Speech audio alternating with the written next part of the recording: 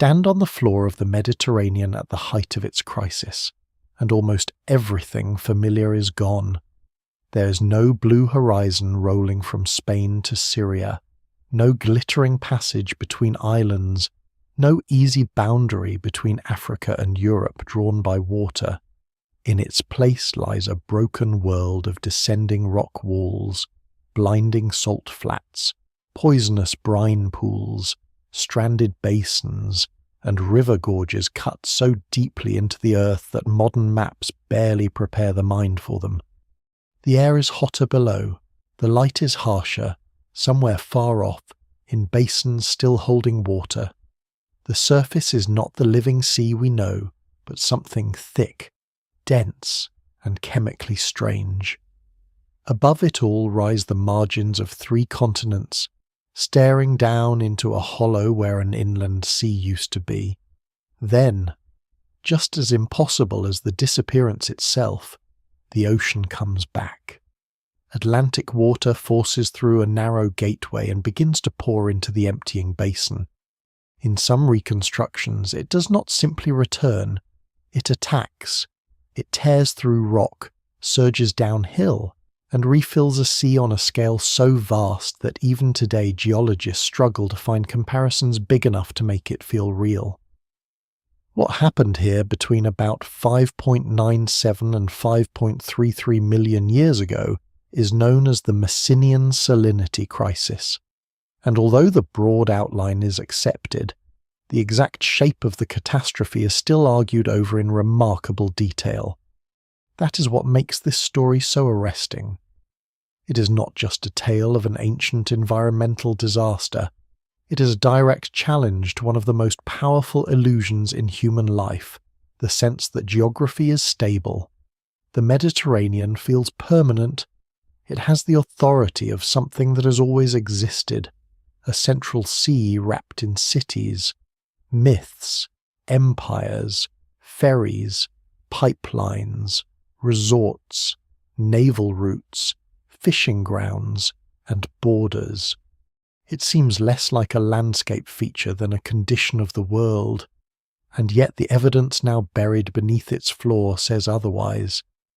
Beneath the calm surface of the modern sea lies one of the largest known accumulations of salt on Earth, a gigantic geological record of a time when normal marine conditions failed. Seismic surveys, drilling, isotopic studies, canyon incision, and newly identified flood-related landforms all point back to a Mediterranean that did not merely fluctuate at the edges, but entered an extreme state that transformed the entire region. Scholars still debate how empty it became, how many basins remained wet, how often water connections opened and closed, and exactly how the final refilling unfolded. But no serious reading of the evidence leaves the Mediterranean untouched. Before we go deeper, take a moment to like the video and subscribe, if this is the kind of history and mystery you enjoy. The strange part is that the modern Mediterranean already contains the seed of its own disappearance. Even now it loses more water to evaporation than it gains from rainfall and rivers, and it survives as a sea only because Atlantic water continues to enter through the Strait of Gibraltar. That slender connection looks grand on a map, but in geological terms it is a bottleneck, a vulnerable hinge between ocean and basin. Restrict the exchange enough, and the balance changes. Reduce inflow while heat and dryness continue doing their quiet work, and the sea begins to concentrate its salts. Push that process far enough, and coastlines retreat. Chemical conditions lurch into extremes, and the basin starts to become something else entirely. The Messinian crisis was not some supernatural interruption. It was the consequence of a precarious system tipping across a threshold. Tectonic changes altered gateways. Climate mattered. Global sea level fluctuations may have mattered too. No single explanation fully accounts for every feature in the record, but the combination was enough to turn a sea into a salt giant. What follows from that is one of the most unsettling visions in Earth history, because it is both alien and geographically intimate.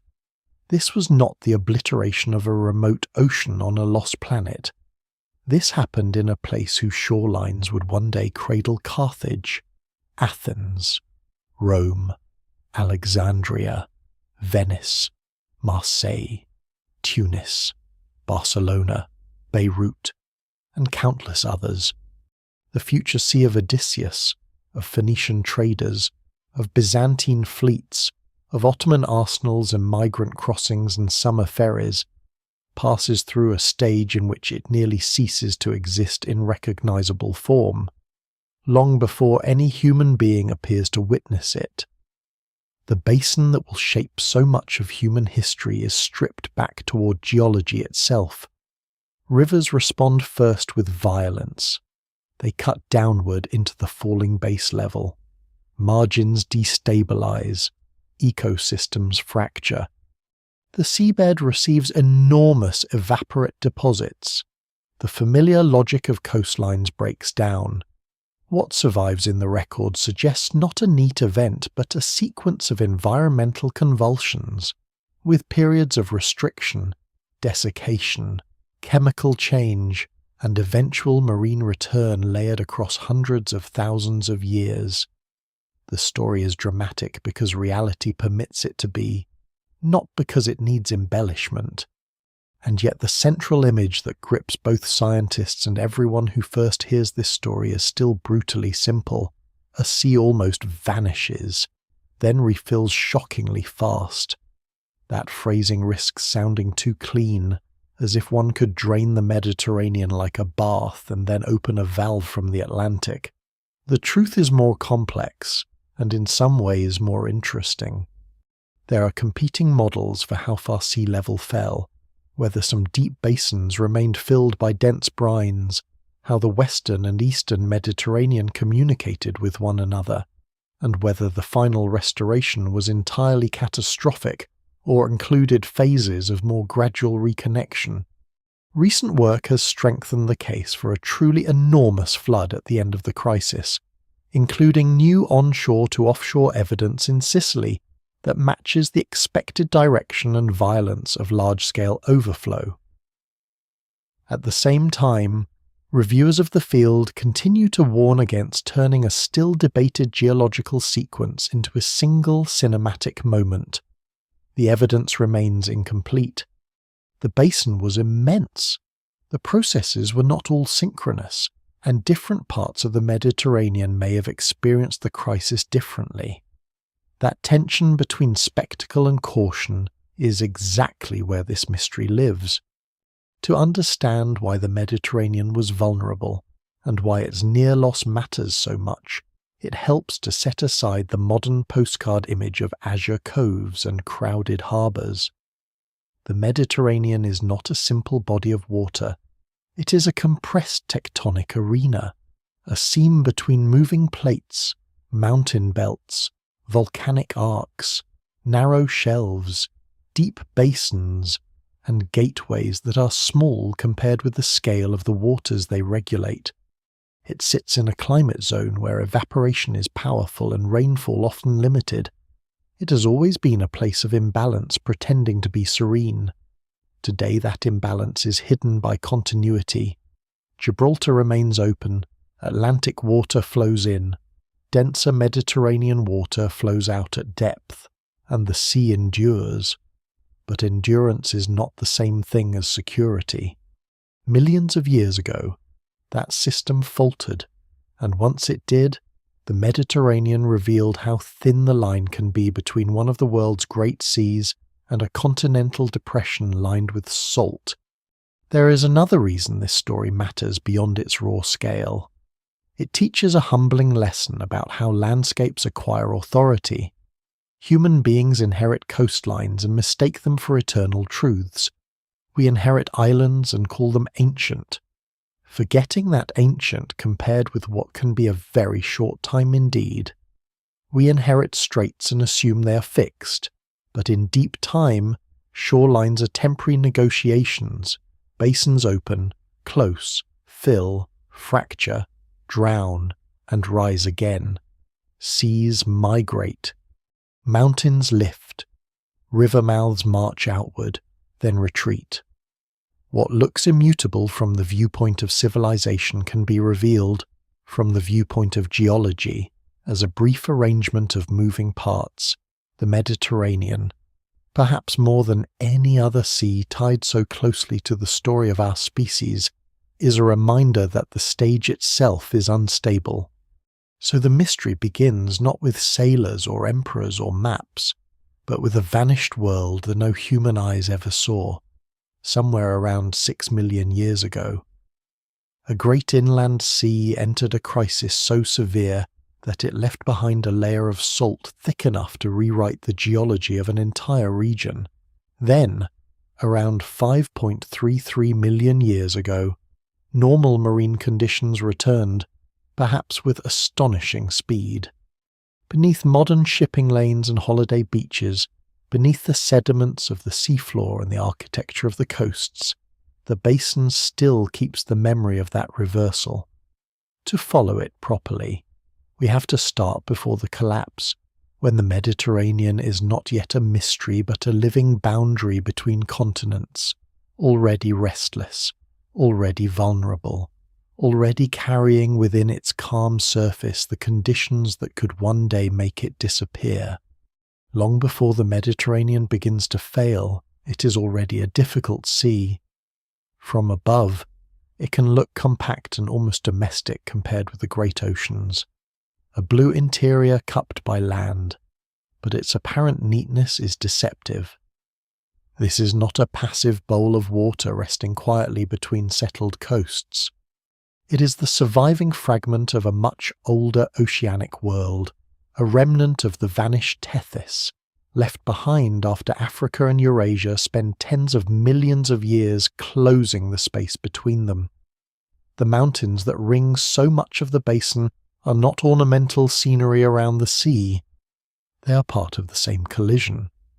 The Alps, the Apennines, the Betics, the Rif, the Hellenids, the Taurus ranges, and the complex chains and arcs of the eastern basin all belong to a long story of compression, subduction, uplift, and rearrangement. The Mediterranean does not sit between continents the way a lake sits between hills. It exists because continents have been grinding toward each other and never quite finishing the job. That is why even the basin's geography carries a feeling of interruption. The Mediterranean is a sea of thresholds. To the west, the Atlantic reaches it only through the narrow Gate of Gibraltar, a strait that looks decisive on a map and fragile in geological terms. To the northeast, other linked passages lead toward the Black Sea through the Dardanelles, the Sea of Marmara, and the Bosporus. Inside the basin itself, the sea is not one open chamber but a divided system, split into western and eastern halves by the submarine ridge between Sicily and North Africa. The western Mediterranean breaks into its own basins, while the eastern half stretches into very deep depressions, including the Ionian and Levantine realms. Modern bathymetry gives the impression of permanence, yet every sill and corridor matters disproportionately. A sea this enclosed is governed not only by its size, but by the narrow places where water can or cannot move. Scholars still debate the exact geometry of some late Miocene corridors, but the broader point is clear: the Mediterranean is large enough to behave like an inland ocean, and constrained enough to be vulnerable like a basin with a lid half closed. Its circulation reflects that vulnerability. Even in the modern world, the Mediterranean lives with a quiet deficit. Evaporation exceeds precipitation and river input, especially toward the east. So the sea survives only because Atlantic surface water enters through Gibraltar while denser, saltier Mediterranean water flows outward below. This anti-estuarine exchange is not a side detail in the basin's behavior, it is the central balancing act. Remove or weaken that exchange, and the sea begins to change its chemistry, its salinity, and ultimately its very level. The modern Mediterranean is therefore a useful warning preserved in plain sight. It already behaves like a basin that is always trying to become more saline, more concentrated, more inward turning, and must constantly be stabilized from outside. Its calm surface hides a dependence on inflow. It is less an isolated sea than a sea repeatedly prevented from becoming too isolated. This dependency becomes more precarious because the Mediterranean sits inside a tectonic mosaic rather than along a single simple plate boundary. The contact between Africa and Eurasia is not a straight seam. It bends, breaks, fragments, and reuses older structures. Some regions are being compressed, some are stretching, some are sinking, some are rising, and all of them inherit older pieces of crust with different histories. In the west, the Gibraltar Arc forms part of an actively evolving boundary zone. In the central basin, submerged plateaus, escarpments, and sills make the seafloor topographically complex. In the east, deep basins preserve older oceanic crust and back arc structures linked to subduction and retreating slabs. The result is a sea that is geologically restless at every scale. Coasts uplift unevenly, gateways change depth. Sediment piles into some corridors while tectonic movement narrows or elevates others. A map can make the Mediterranean look compact and legible. The geology beneath that map is anything but simple. No single structural story fully accounts for the whole basin, because the basin is really an uneasy assembly of different stories forced to share one sea. That unevenness matters because a semi-enclosed sea does not need a continent-sized upheaval to become unstable. It can be thrown off balance by modest-looking changes in the right place. A gateway narrows, a sill shoals, uplift exposes part of a former marine passage. Sediment accumulates where circulation once stayed open. Relative sea level falls and the restriction becomes more severe. This is part of what makes the late Miocene Mediterranean so important. The basin is not approaching crisis as a healthy, wide-open marine system suddenly ambushed by bad luck. It is approaching crisis as a constrained basin whose weak points are already built into its design. By the later Miocene, marine corridors between the Mediterranean and the Atlantic are evolving, shrinking, and in some cases shifting location. Recent drilling programs and synthesis papers emphasize just how central those changing exchanges are to the basin's history. The exact sequence remains contested, and scholars still debate which corridors stay open when, but the broader picture is one of progressive restriction, not abrupt magic. The sea is being prepared for failure by its own architecture. Climate adds another layer of tension. The late Miocene is not a static background but a period of larger planetary change. Global cooling trends intensify. Ice expands in the northern hemisphere. Atmospheric and oceanic circulation shift. Around the Mediterranean itself, evidence points to growing sensitivity to aridification and hydrological reorganization. That matters because the basin is exactly the kind of place where regional dryness can be amplified. A largely enclosed sea in a warm belt does not merely register climate, it concentrates it. Evaporation is not spread harmlessly into an open ocean system. It acts on a water body with limited exchange, segmented basins, and threshold-controlled circulation. What survives in the record suggests that by the time the famous crisis begins, the Mediterranean is already a sea whose responses to climate and gateway restriction are magnified by confinement. It is a natural amplifier, not a neutral container. There is also something less obvious, but just as important, about scale. The Mediterranean seems small beside the Atlantic, yet it is immense enough to generate its own internal worlds. the Western Basin behaves differently from the Eastern Basin. The Eastern Basin itself is not uniform. Shelves, deep troughs, island arcs, and internal sills create separate zones of water formation, separate sediment histories, and different sensitivities to environmental stress. Today, oceanographers still treat the Mediterranean as a laboratory for understanding exchange, deep water formation, density structure, and basin-scale circulation, precisely because it is semi-enclosed but far from simple. That internal diversity almost certainly mattered in the late Miocene as well.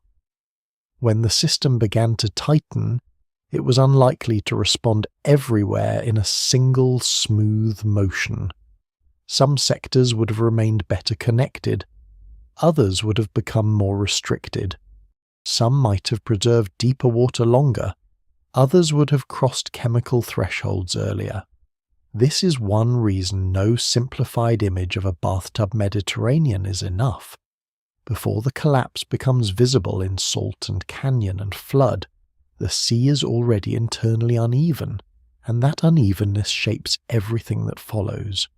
Seen in this light, the pre-crisis Mediterranean is a paradox. It is one of the world's great seas, but it behaves like a place with chronic structural weakness. It is fed by the ocean, yet almost landlocked. It is geographically central, yet hydrologically dependent. It is old in human imagination, yet geologically transitional. It inherits the dignity of the ancient Tethys while living under the pressure of an unfinished continental collision. Even its beauty, in a way, comes from instability. Mountain coasts, deep basins, island chains, volcanic arcs, enclosed gulfs, and abrupt shelves are the scenic expression of a basin under stress.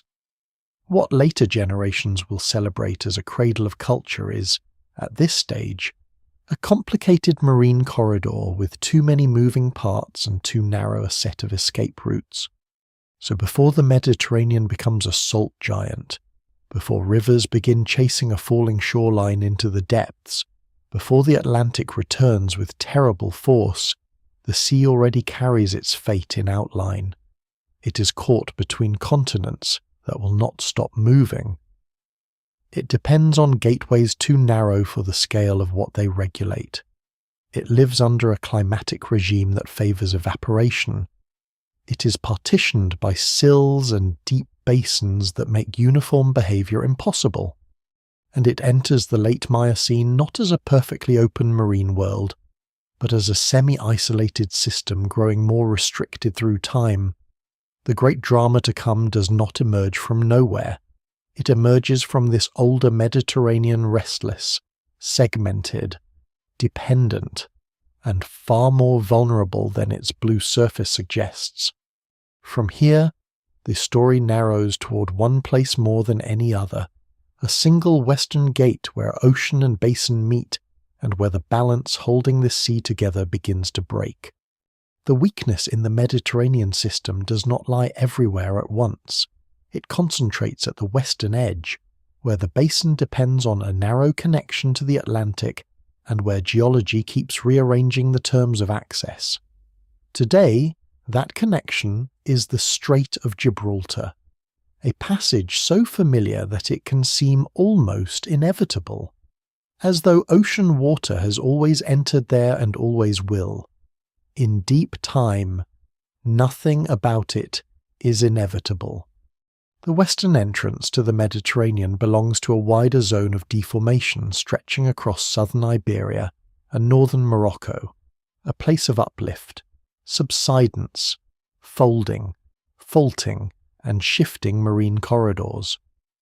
During the late Miocene, the basin is not simply linked to the Atlantic by one permanent doorway identical to the modern strait.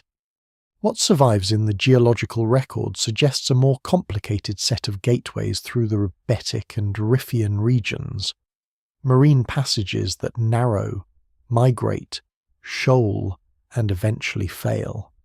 Scholars still debate the exact sequence, and no single reconstruction commands complete agreement. But the overall direction is clear enough. Exchange with the Atlantic becomes progressively more restricted. A sea already living in hydrological deficit begins to lose the margin of safety that keeps it marine. This is the point where the story becomes more than tectonic scenery. A semi-enclosed basin can tolerate a surprising amount of imbalance so long as exchange remains adequate. Atlantic inflow does not merely top up the Mediterranean like an occasional delivery. It continuously offsets evaporation and allows salinity to remain within the broad limits of an open marine system.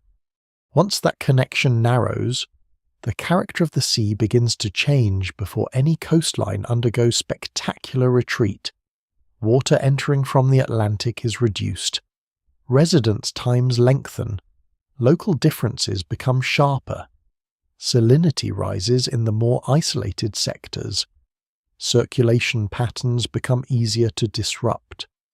The Mediterranean starts behaving less like a limb of the ocean and more like a giant evaporating interior basin.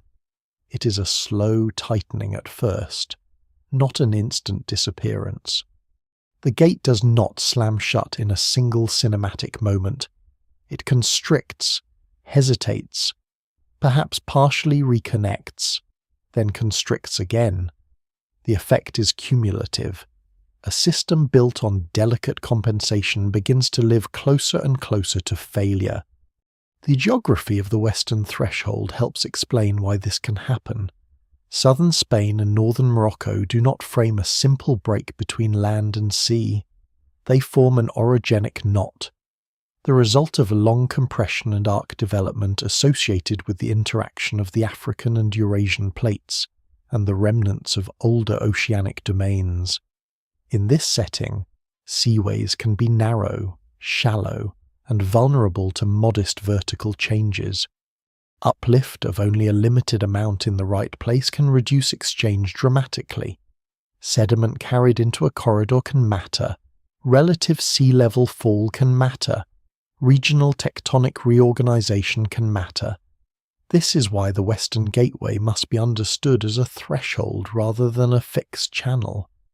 It is less like a river mouth than like a controlled leak in a dam whose walls are also moving.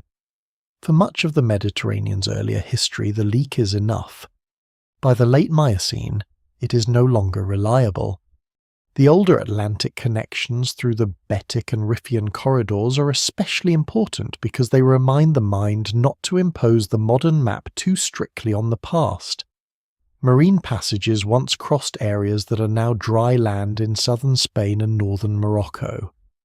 Their gradual restriction is recorded in changing sedimentary environments, faunal exchanges, and basin histories that point to dwindling oceanic communication. These corridors do not all fail at exactly the same moment in every model. Some reconstructions emphasize the Betic side, others give greater weight to the Riffian pathways or to alternating episodes of connection and isolation. The evidence remains incomplete, in part because later deformation and erosion obscure the geometry of the final stages. Still, the broad pattern remains persuasive. The Mediterranean's access to the Atlantic is reduced from a broader and more distributed set of marine links to a far narrower connection, and that narrowing happens in a world where evaporation is already stronger than freshwater input. Once the sea is forced to depend on a gateway too small for its needs, crisis stops being unlikely and starts becoming structurally probable. There is something almost brutal in the arithmetic of the basin at this stage. Every year, more water leaves the Mediterranean skyward than rivers and rain can restore. Under ordinary conditions, the Atlantic covers the deficit. Under restricted conditions, it does so less effectively. The sea does not need a mythic curse or a singular cataclysm to begin its decline. It only needs the ordinary functioning of evaporation to continue under a diminished supply. The result is a pressure that acts every season, every year, every century. Salts remain behind, density contrasts sharpen. Coastal and shelf environments grow more unstable. The sea, in effect, starts paying for its confinement. What makes the Western Gate so decisive is that it converts background climate into a basin-wide hazard. As long as Atlantic exchange is generous, the Mediterranean's evaporative tendency is an interesting physical property. Once exchange is throttled, the same tendency becomes the engine of collapse. This is why the story of Gibraltar and its precursor corridors is not just a matter of locating the right notch in the rocks. It is the story of a switch in planetary plumbing. A narrow sill between ocean and basin can decide whether a vast region remains a sea or begins turning into an evaporate factory. Even small changes in depth matter, because water exchange across shallow thresholds is nonlinear. A corridor that is merely reduced on a map may be radically reduced in function. The Mediterranean can pass from connected to precarious, without first passing through any dramatic visual stage obvious from the shoreline. Much of the danger is hidden in circulation, salinity, density, and the geometry of shallow passages. By the time the landscape begins to show the consequences in unmistakable form, the gate has already been exerting its quiet control for a long time. Sea level change likely adds another layer to this tightening. Late Miocene fluctuations in global sea level, linked in part to changing ice volume, could further reduce exchange across shallow corridors already stressed by tectonic uplift and sediment infill. This does not mean global sea level alone causes the crisis. Most researchers reject any explanation so simple, but in a threshold system, modest external changes can have outsized consequences. A basin with a nearly pinched-off connection does not respond gently. It responds by crossing from one regime into another. This is one reason scholars still debate the relative contribution of tectonics, eustatic change, and climate. The crisis almost certainly emerges from their interaction rather than from a single isolated cause. The gate at the Atlantic is where those forces converge into something mechanically decisive. Tectonics shapes the passage. Sea level controls how much of it remains available. Climate determines how urgently the basin needs that exchange. Together they make the western entrance the fulcrum of the whole Mediterranean story. The most unsettling part is how ordinary the first stages may have seemed in geological terms. There is no requirement for thunder, no need for a single day of rupture, no dramatic collapse visible across the entire basin at once.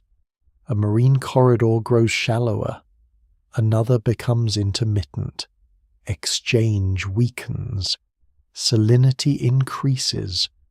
Restricted basins begin to record chemical stress. The sea moves a little farther from equilibrium, then a little farther still. The Mediterranean does not approach disaster like a structure struck by lightning. It approaches it like a body losing circulation at its extremities before the deeper organs begin to fail. The turning point is hidden inside the gate. From that moment onward, the Mediterranean is no longer simply vulnerable. It is committed to a new trajectory unless reconnection intervenes. A basin of this size cannot remain hydrologically unbalanced forever without reshaping itself. The logic of restriction begins to pull everything else into line. Waters become more concentrated. Margins become more sensitive. Internal basins begin to diverge from one another.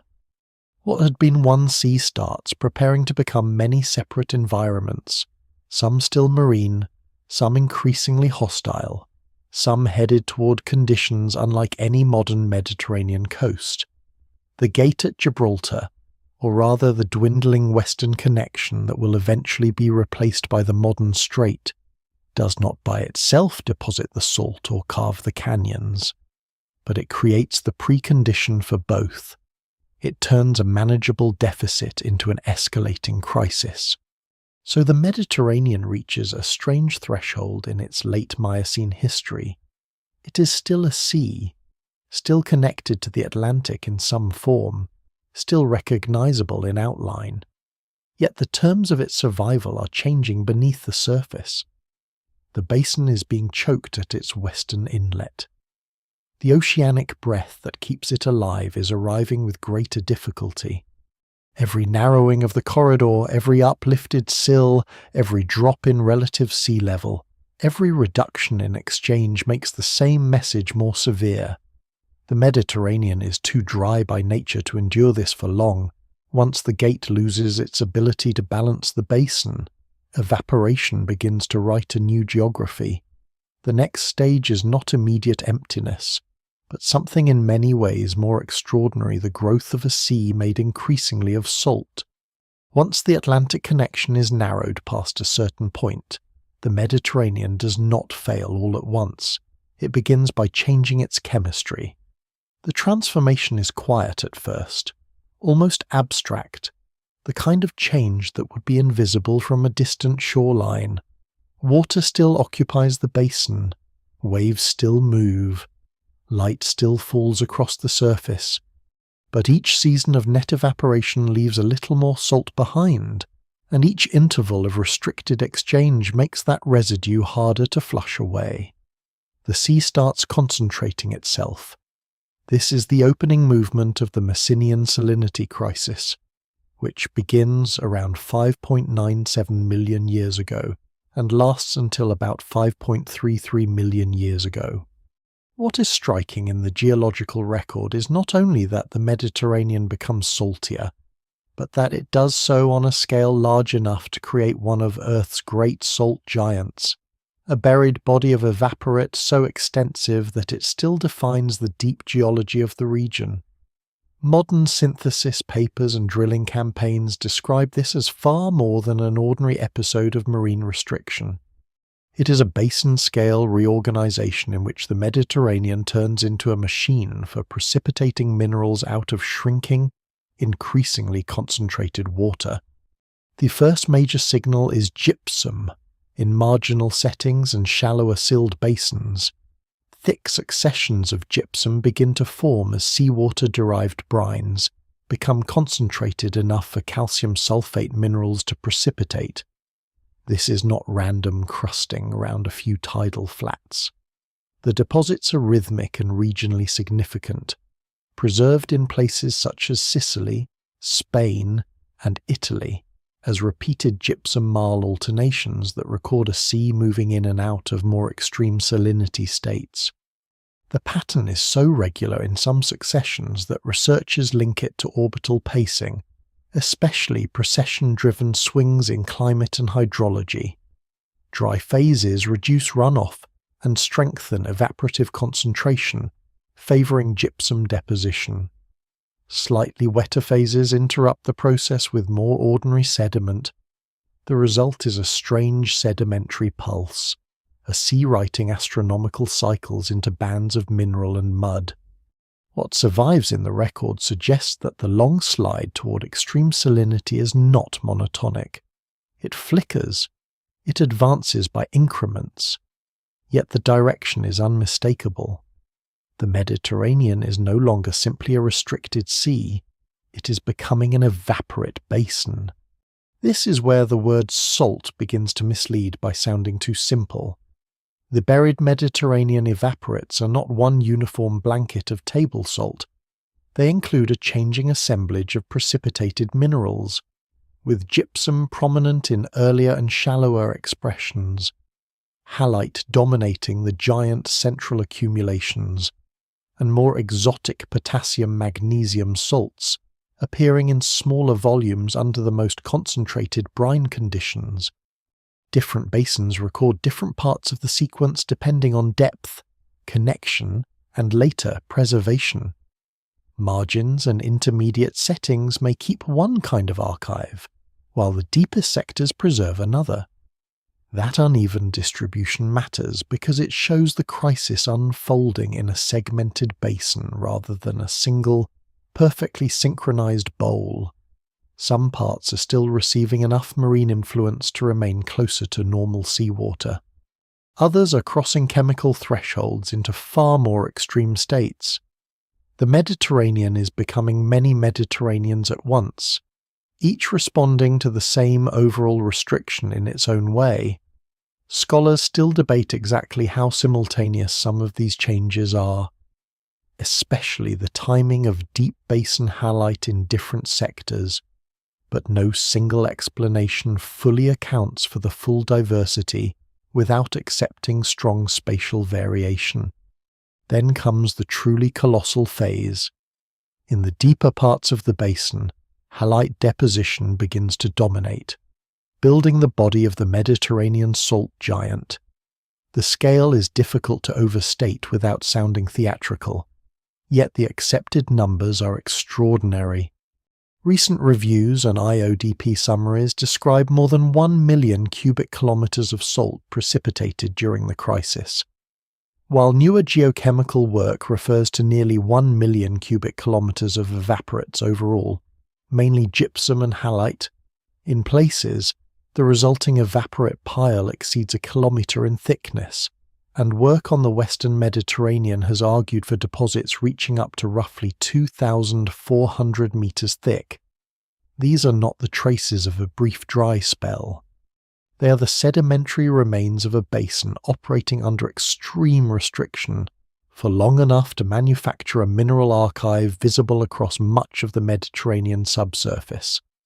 Even today, the seafloor and the overlying sedimentary architecture are shaped by the presence of that salt, which deforms, flows, traps, fluids, and alters the mechanics of entire margins. The ancient crisis remains physically active because buried salt never quite stops mattering. The chemistry of this world is severe.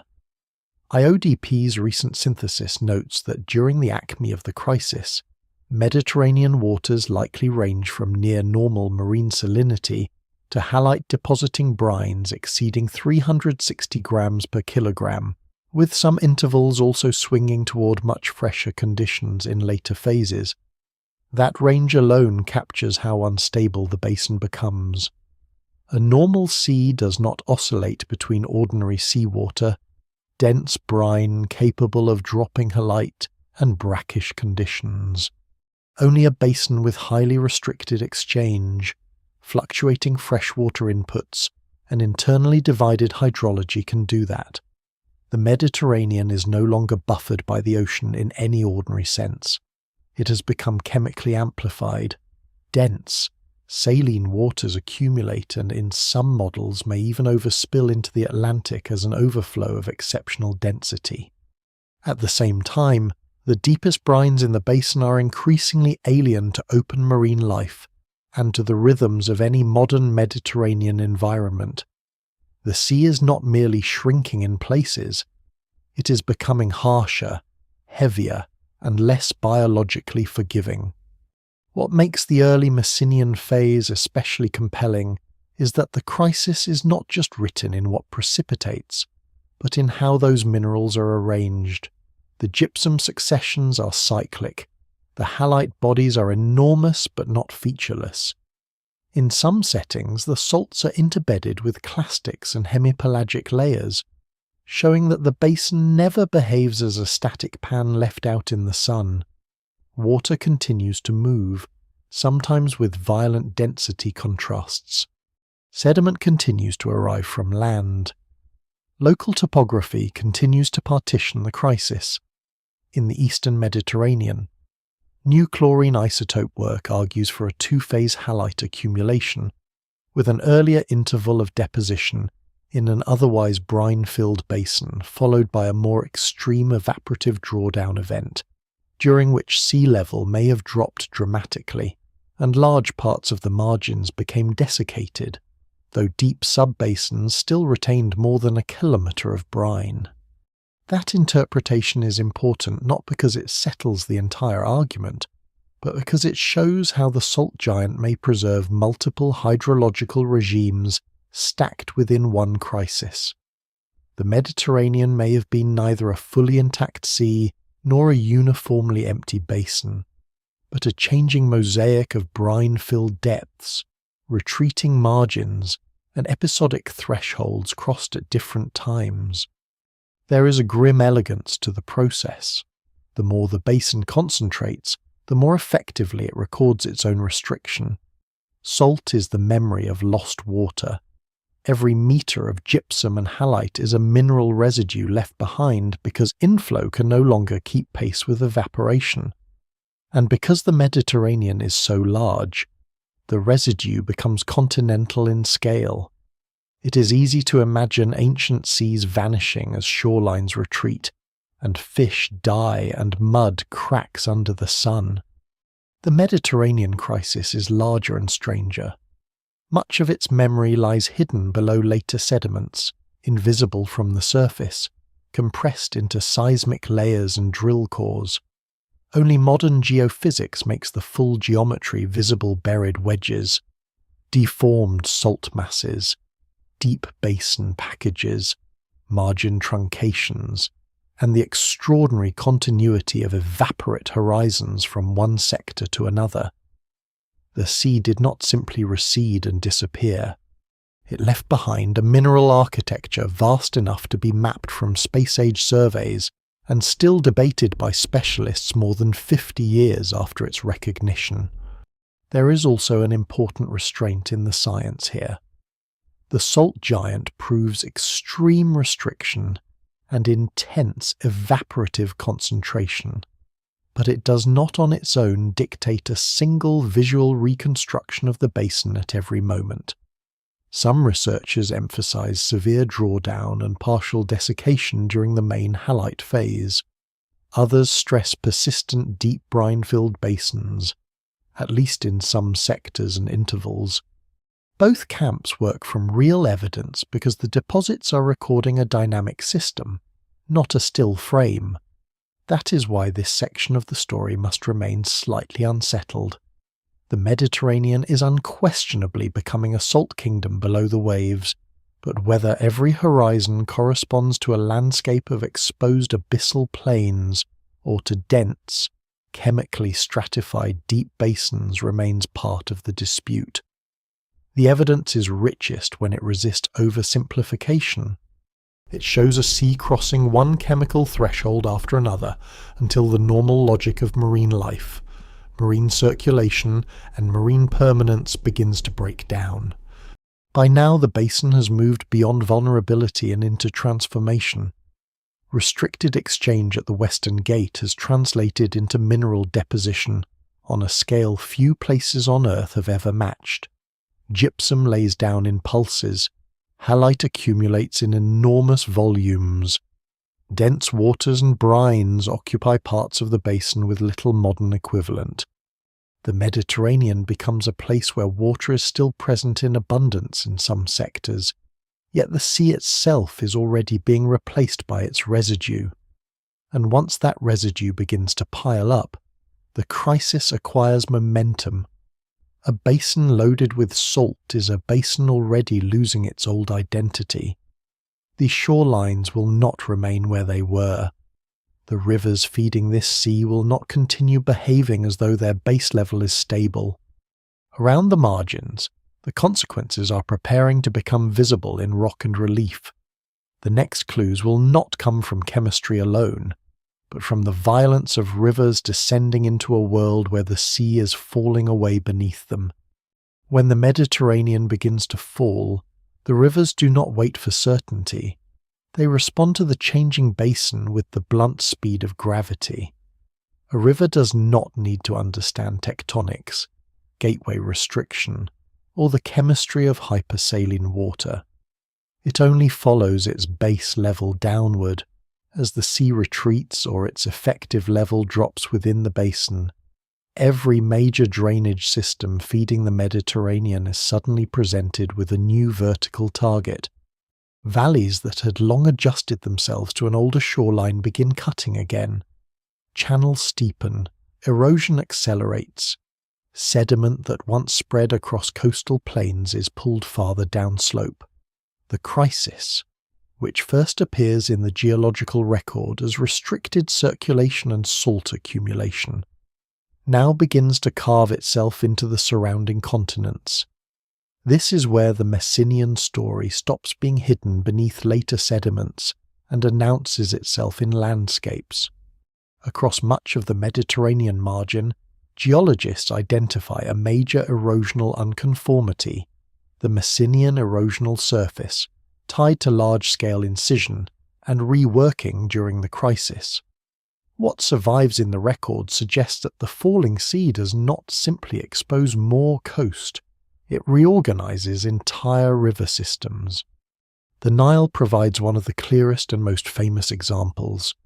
Beneath the modern delta and the sediments of northeastern Africa lies a buried Messinian canyon, cut when the river chased the lowering Mediterranean far below its present level. For decades, this canyon was one of the strongest supports for the idea of an almost empty Mediterranean, because its depth seemed to imply an astonishing drawdown. More recent restoration work has argued for a smaller, though still immense, base-level fall, estimating the original geomorphological base level of the Nile at about 600 meters below present sea level, after accounting for sediment loading, compaction, and isostatic effects. That newer estimate does not make the event modest. A drop of that scale is still vastly greater than ordinary glacial sea level change and more than enough to force major incision. It simply reminds the story to remain careful. Scholars still debate how much of the basin was emptied, how deep brine-filled sub-basins remained, and whether some older canyon-based estimates were too extreme. Even so, the buried Nile Valley remains one of the strongest pieces of evidence that the Mediterranean crisis was not confined to salt pans and deep brines. It reached upstream into one of the great river systems of the region and forced it into a radically different geometry. The Rhone tells a similar story from the western side of the basin. Drilling and seismic work have long shown deep incision and later backfilling in its lower reaches during the Messinian crisis, and modelling of the preserved Messinian Rhone profile treats the event as a short-lived but intense episode of fluvial adjustment to a sharply lowered base level. The exact amount of fall inferred from western margin incision remains debated, with different studies favouring different numbers and some margins pointing toward more dramatic lowering than the newer Nile reconstruction suggests. That disagreement matters, but it does not erase the central point. Rivers entering the Mediterranean behave as though the floor beneath them has moved. They cut downward, often deeply, then are later drowned and filled as marine conditions return.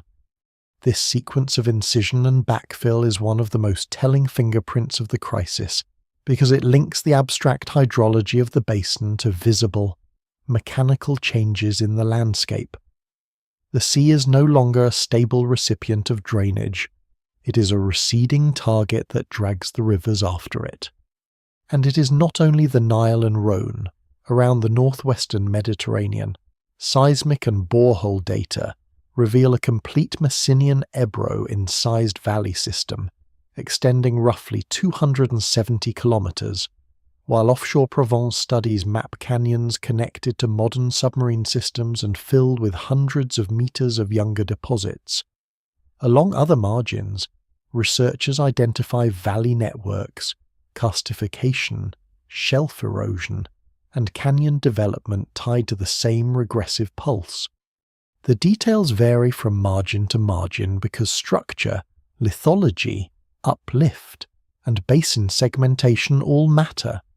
Some coasts are more deeply cut than others, some preserve broader erosional surfaces, others narrow entrenched canyons.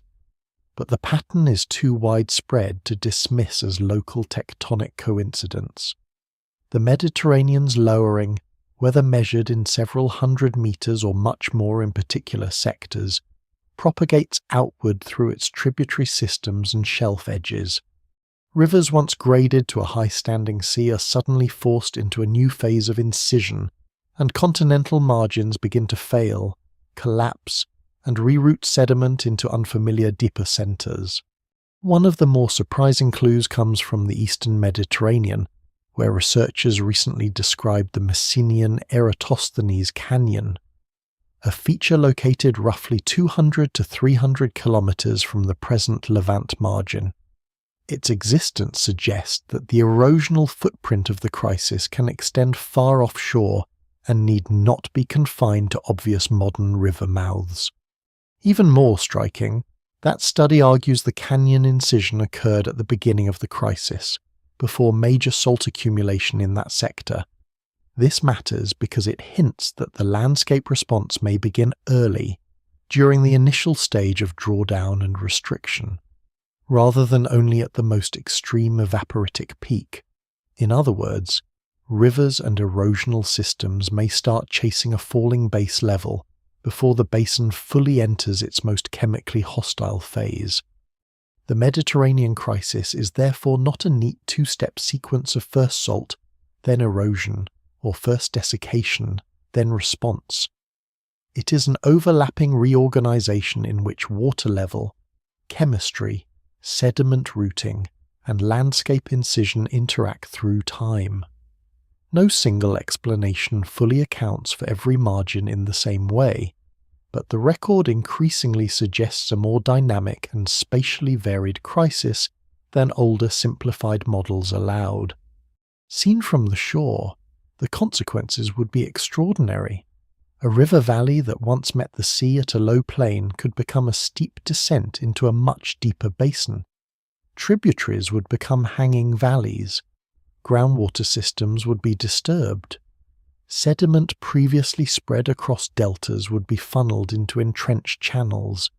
Slopes destabilized by rapid base-level change could fail in large masses, sending material downslope into deeper settings.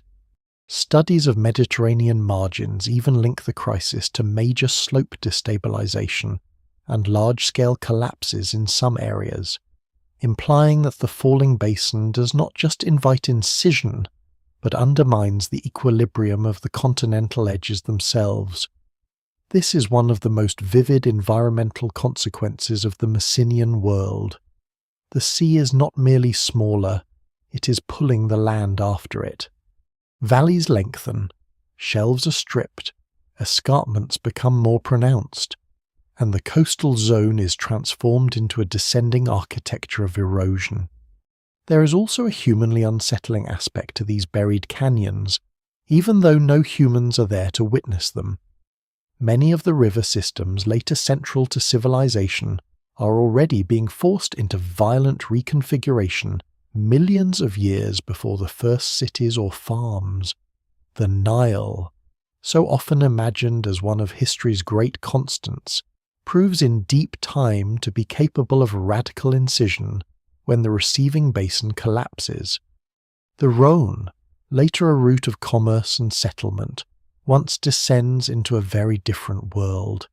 The Ebro, the rivers of Provence, and other Mediterranean drainages respond not as gentle features of a timeless landscape, but as dynamic systems ready to remake themselves when sea level falls hard enough. Geography here loses its composure.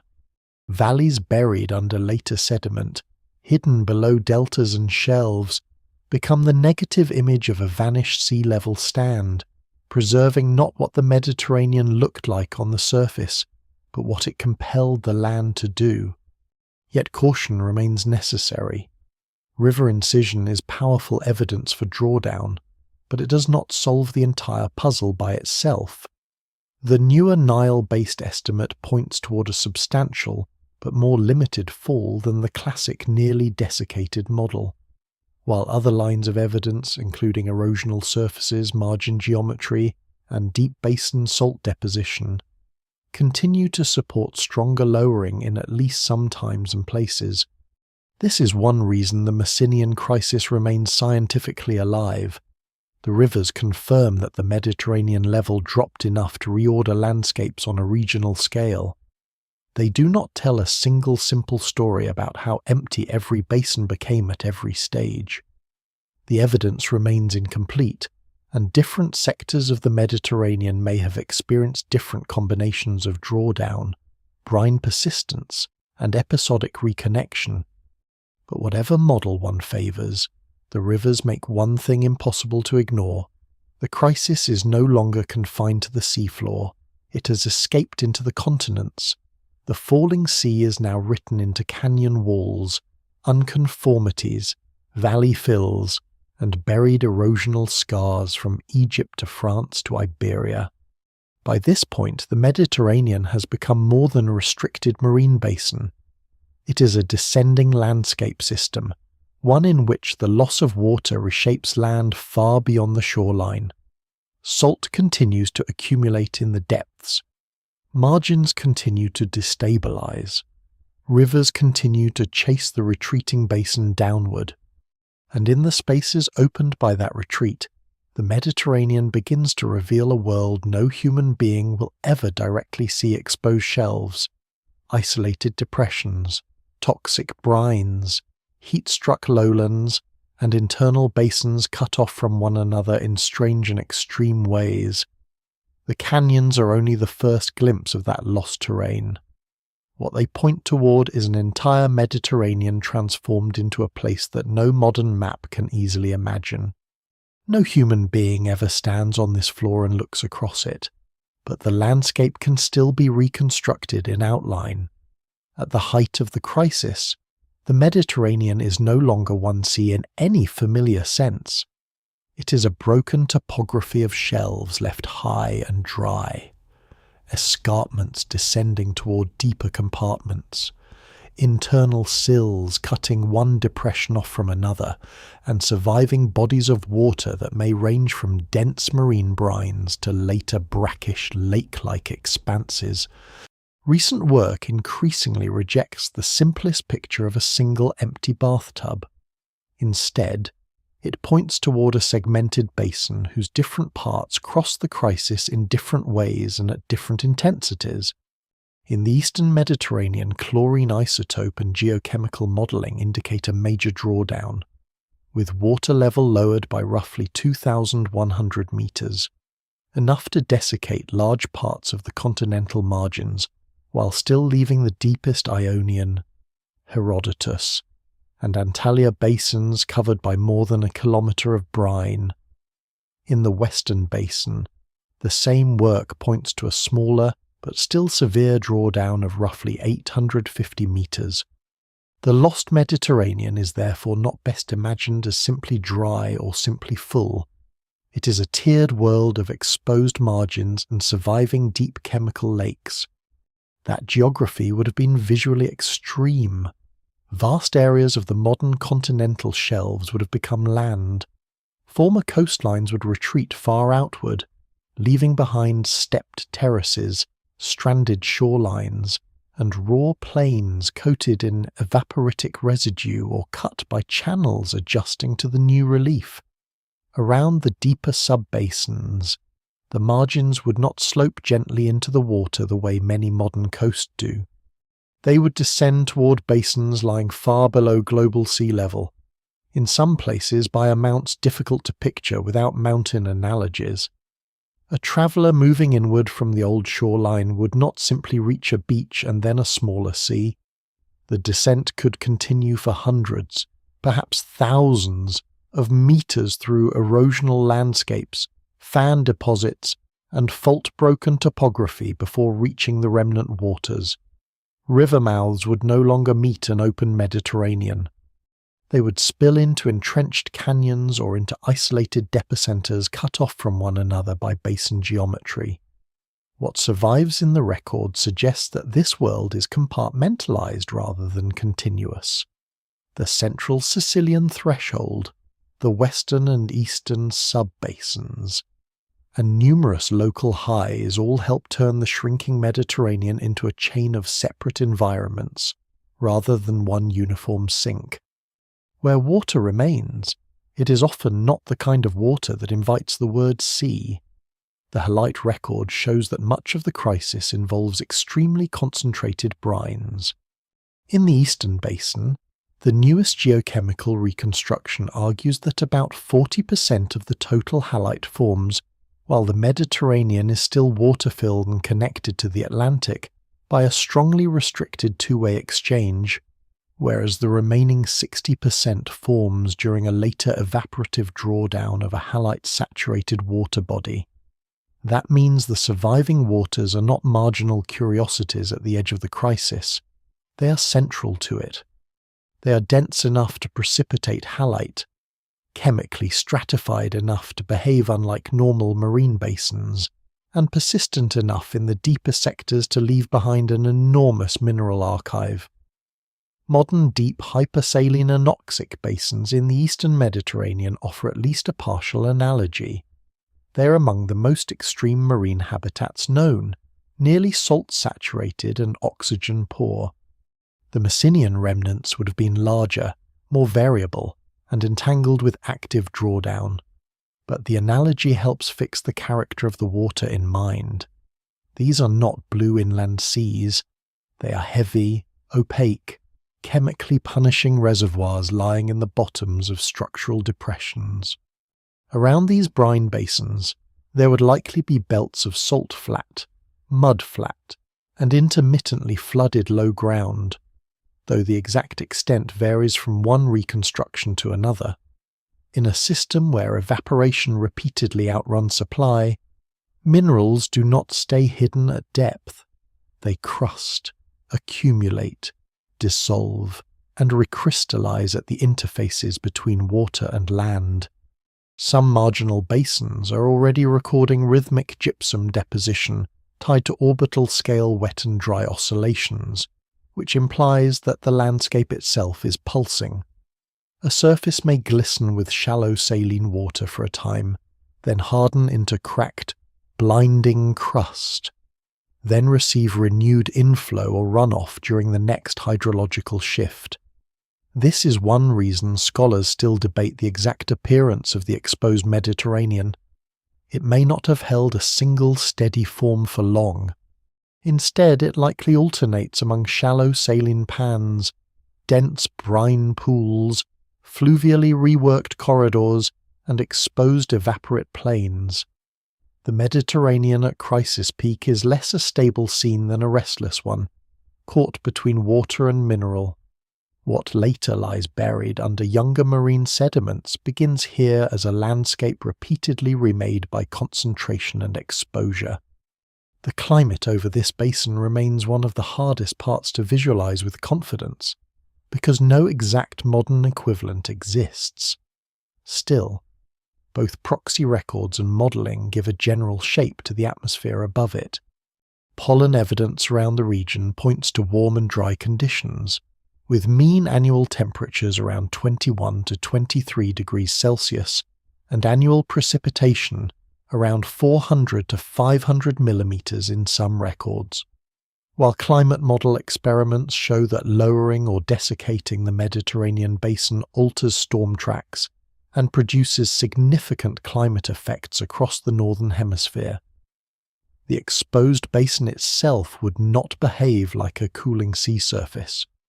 It would behave more like a deep depression with altered heat exchange, altered circulation, and strong seasonal stress. Other modelling work suggests that a desiccated Mediterranean could also act as a major dust source, enhancing atmospheric dust loading over the tropical North Atlantic and influencing regional climate well beyond the basin. So even without committing to the most extreme temperature estimates sometimes repeated in popular retellings, the broader conclusion is difficult to escape. This lost Mediterranean world is likely hot, dry, dusty, and meteorologically abnormal, especially in the lowered inner basin. The scale of vertical relief would intensify that strangeness. A basin lying far below sea level does not merely sit lower on a map. It changes the pressure, the circulation of air, the route of runoff, and the experience of distance. Cliffs and stepped margins would frame views across depressions that are wider than many countries and yet sunken far below the ocean outside Gibraltar. River systems entering this landscape would carry sediment into newly opened accommodation space, building fans and temporary shorelines around remnant waters. Some sectors might preserve broad flats, others might end in abrupt escarpments or canyon mouths. The latest synthesis of the crisis still stresses that the extent of desiccation remains debated, precisely because the Mediterranean sedimentary record can be read as evidence for both major drawdown and persistent deep water or deep brine sectors. That uncertainty matters. It keeps the reconstruction from turning into fantasy.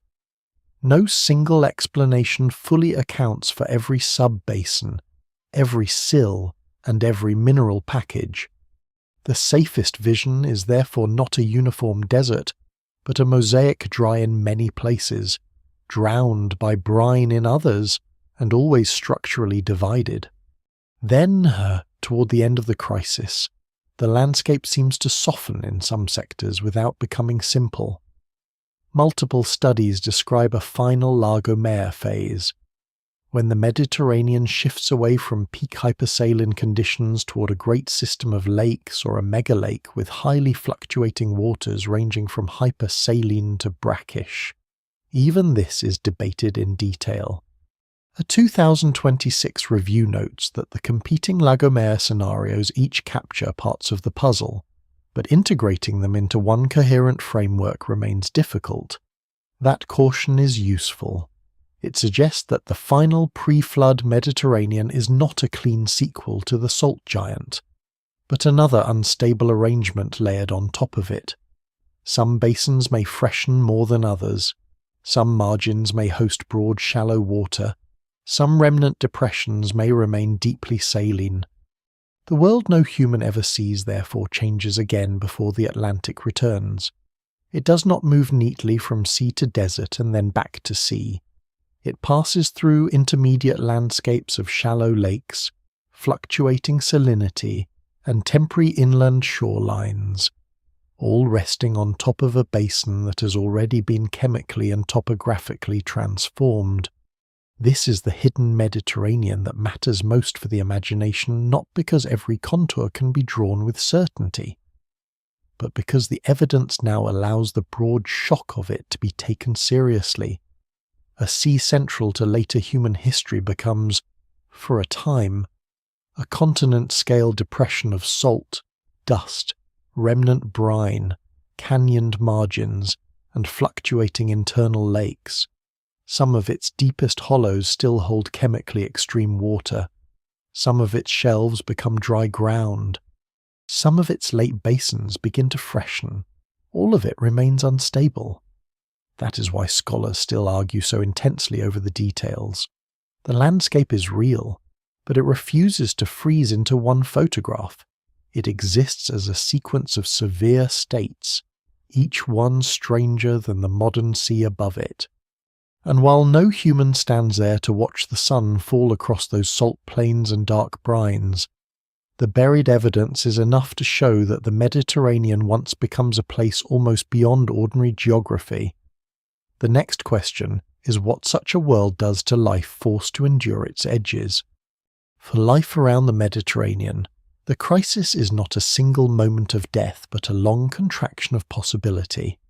Before the basin reaches its most extreme state, the biological strain has already begun. Restriction of the Atlantic connection alters circulation, stratifies the water column, and drives large swings in temperature and salinity even in the pre-evaporitic Messinian.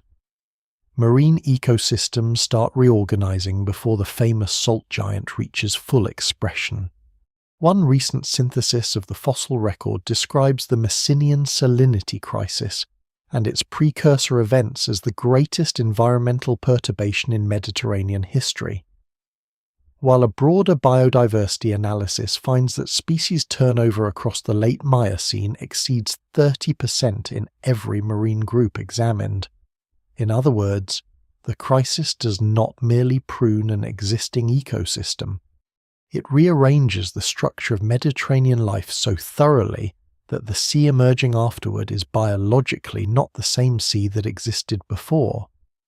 The familiar eastward decline in marine biodiversity that characterizes the Mediterranean today appears to have been established only after this upheaval. That reorganization falls unevenly across the living world. Shallow marine communities are among the first to feel the pressure because they live where salinity fluctuations, shoreline retreat, sediment instability, and repeated restriction become unavoidable. Corals, mollusks, bryozoans, echinoids, foraminifera, and calcareous plankton do not all respond in the same way, but together they record a sea growing more hostile, more fragmented, and less predictable. The basin that once formed part of a rich late Miocene biodiversity hotspot is pushed into an ecological bottleneck. Fossil compilations show not only losses, but a profound reshuffling of distributions and ecological roles. The record is imperfect and biased toward the parts of the basin where sediments are preserved and sampled, so scholars remain careful about exact extinction counts for every group. Even so, the overall pattern is difficult to dispute. Many marine habitats contract or vanish, and those that remain are often transformed into chemically stressful environments with few modern equivalents. The evidence remains incomplete in places, but what survives in the record suggests a marine biota living under repeated shocks rather than within one cleanly bounded catastrophe. Fish offer one of the strangest windows into this world because they show both collapse and persistence at the same time. A 2022 review of the Messinian fish record argues for the persistent continuity of marine stenohaline taxa through most of the interval from 5.97 to 5.33 million years ago, based on articulated skeletons and otoliths.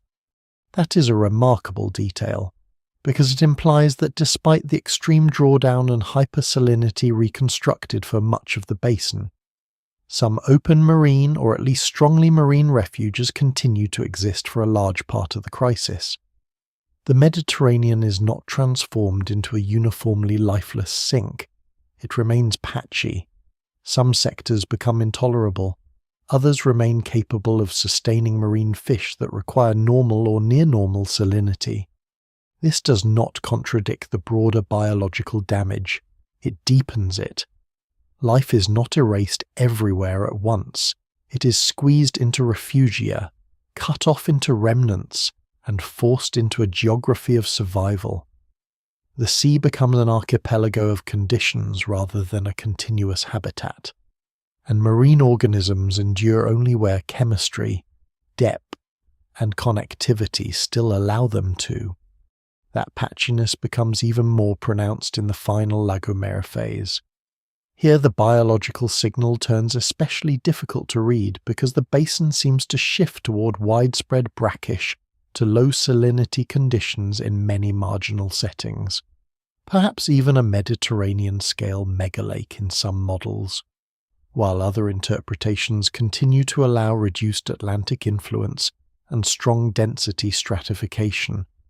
The fossils associated with this phase include brackish water assemblages and faunal elements often linked to Paratethyan waters to the northeast, which is one reason researchers speak of a large-scale biological invasion as well as a crisis. Yet the newest review of the Lagomera problem stresses that the evidence does not collapse into one tidy explanation. Different scenarios capture different parts of the puzzle, and integrating them into a single coherent environmental model remains difficult. For life at the edge of the Mediterranean, that uncertainty matters. It means the late crisis world may include shallow brackish expanses in one sector, persistent dense waters in another, and intermittent marine influence in a third. Organisms are not simply surviving one environment, they're navigating an unstable patchwork whose boundaries keep moving. On land, the crisis rewrites opportunity as much as it rewrites danger. Falling water levels expose shelves, narrow seaways, and possibly emergent archipelagos or land bridges that alter the movement of animals between Africa and Iberia. The exact pathways remain debated, but geological and biogeographic work suggests terrestrial faunal exchange occurs before, during, and after the crisis, and that a connection through the eastern Alboran region may explain the fossil patterns better than a simple bridge at Gibraltar. This does not mean the newly exposed Mediterranean floor becomes an easy migration route across a sunken continent. One modelling study focused on sandflies found that the extraordinary heat of the abyssal plain would likely prevent direct cross-migration across the lowest exposed basin, even where land existed. That is an important corrective to the imagination. The crisis opens corridors in some places while turning others into ecological traps. Mammals and smaller terrestrial organisms may exploit emerging connections around the basin's margins and higher intervening terrain. But the deepest sunken interior is not a welcoming savanna. It is a climatic and topographic barrier of its own. So the Mediterranean edge becomes a place of contradiction. Some animals gain routes that were previously blocked by water, others lose the coasts, estuaries, lagoons, reefs, or offshore habitats on which they depend. Marine mammals, pelagic fishes, and planktonic communities face the collapse or severe fragmentation of normal marine conditions. Brackish-tolerant taxa and opportunistic invaders may spread in certain phases. Terrestrial faunas can disperse across newly exposed sectors, but only where climate and topography allow. Even islands are affected in ways that echo millions of years later. Research on late Messinian exchanges has tied this period to the movement of terrestrial fauna onto landmasses such as the Balearics, where later isolation helps shape strange endemic descendants. The crisis therefore acts not simply as a kill mechanism, but as a filter. It closes one set of ecological doors and opens another, often briefly and unevenly. Species do not respond to the Mediterranean as one unified arena. They respond to local windows of survivable water, emergent stepping stones, salinity thresholds, temperature stress, and the sudden rearrangement of coast and basin.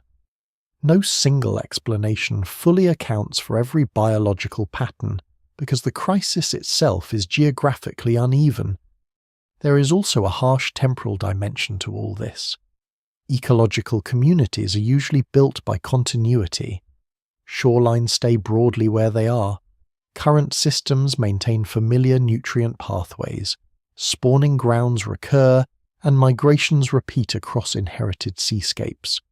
The Messinian crisis breaks that continuity. Habitats do not merely degrade, they become transient. A marginal basin that can support marine fish in one phase may shift toward brackish assemblages in another.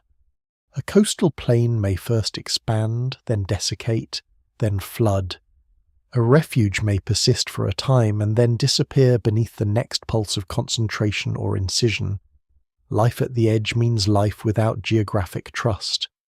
That instability likely explains why the post-crisis Mediterranean must be repopulated and reorganized rather than simply resumed.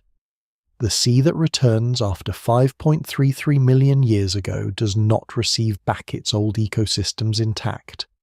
It inherits survivors, recolonizers, invaders, and gaps. That is why the recent fossil synthesis is so striking. Out of 2006 pre-crisis marine species compiled for the Mediterranean, only 86 endemic species are concluded to have survived the crisis. Even allowing for the limits of fossil preservation, that figure conveys just how close the event comes to resetting the basin's living identity. In the end, the biological story of the Messinian Mediterranean is not simply that life nearly vanished, though for many communities that is not far from the truth.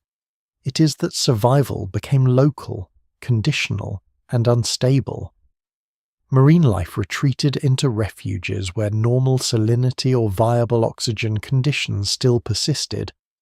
Brackish forms exploited newly freshened or mixed waters in the terminal phase. Terrestrial animals found pathways around the margins, but not a friendly world across the abyssal interior. The basin ceased to function as one sea and forced life to adapt to a fractured geography of edges. That is why its living record matters so much. Organisms become witnesses to environments no human ever sees. Their fossils, their absences, and their sudden reappearances are among the clearest clues to what this vanished Mediterranean is actually like. To read the crisis properly, the next step is to follow those clues into the sediments, seismic layers, drill cores, and erosional surfaces where the basin has kept its memory hidden. For a long time, this story sounds too large to be true. An entire sea nearly vanishes, leaves behind a mineral body of almost absurd scale, carves river canyons far below the present shoreline, then returns. It has the shape of a myth or of an old geological exaggeration from the age when theories were sometimes built on one dramatic outcrop and a great deal of confidence. And yet the reason the Messinian salinity crisis now stands as one of the defining environmental upheavals of the late Miocene is that the evidence does not rest on one clue. It rests on many different kinds of clues, found in many different places, and they keep converging on the same broad conclusion. The basin remembers what happened in salt, in mud, in missing rock, in buried valleys, in seismic reflections, in isotopes, in fossils, and in the geometry of surfaces that no longer meet the world they were formed in. The Mediterranean did not leave behind a single monument to its near disappearance. It left a whole system of traces, each incomplete on its own, each stronger when read with the others. The first real shock came from beneath the modern seafloor. Once marine geophysics became good enough to image the subsurface of the Mediterranean, researchers began to see something that ordinary surface geology could never have revealed at this scale: vast layered packages consistent with evaporate deposits buried below younger sediments. Seismic reflection profiles showed laterally extensive, acoustically distinctive units in the deep basins, often capped by a striking reflector and associated with structures typical of thick salt bodies. These buried units were too extensive, too organized, and too regionally coherent to be dismissed as local curiosities. They pointed to a basin-wide event. In the deep Mediterranean, salt was not showing up as isolated pockets. It was forming a hidden architecture. This mattered enormously because much of the Mediterranean floor is inaccessible to ordinary outcrop-based geology. Without seismic imaging, the most dramatic part of the record would remain invisible. With it, the crisis ceased to be a speculative tale built from marginal exposures and became a mapped subsurface reality. Then came the drill cores.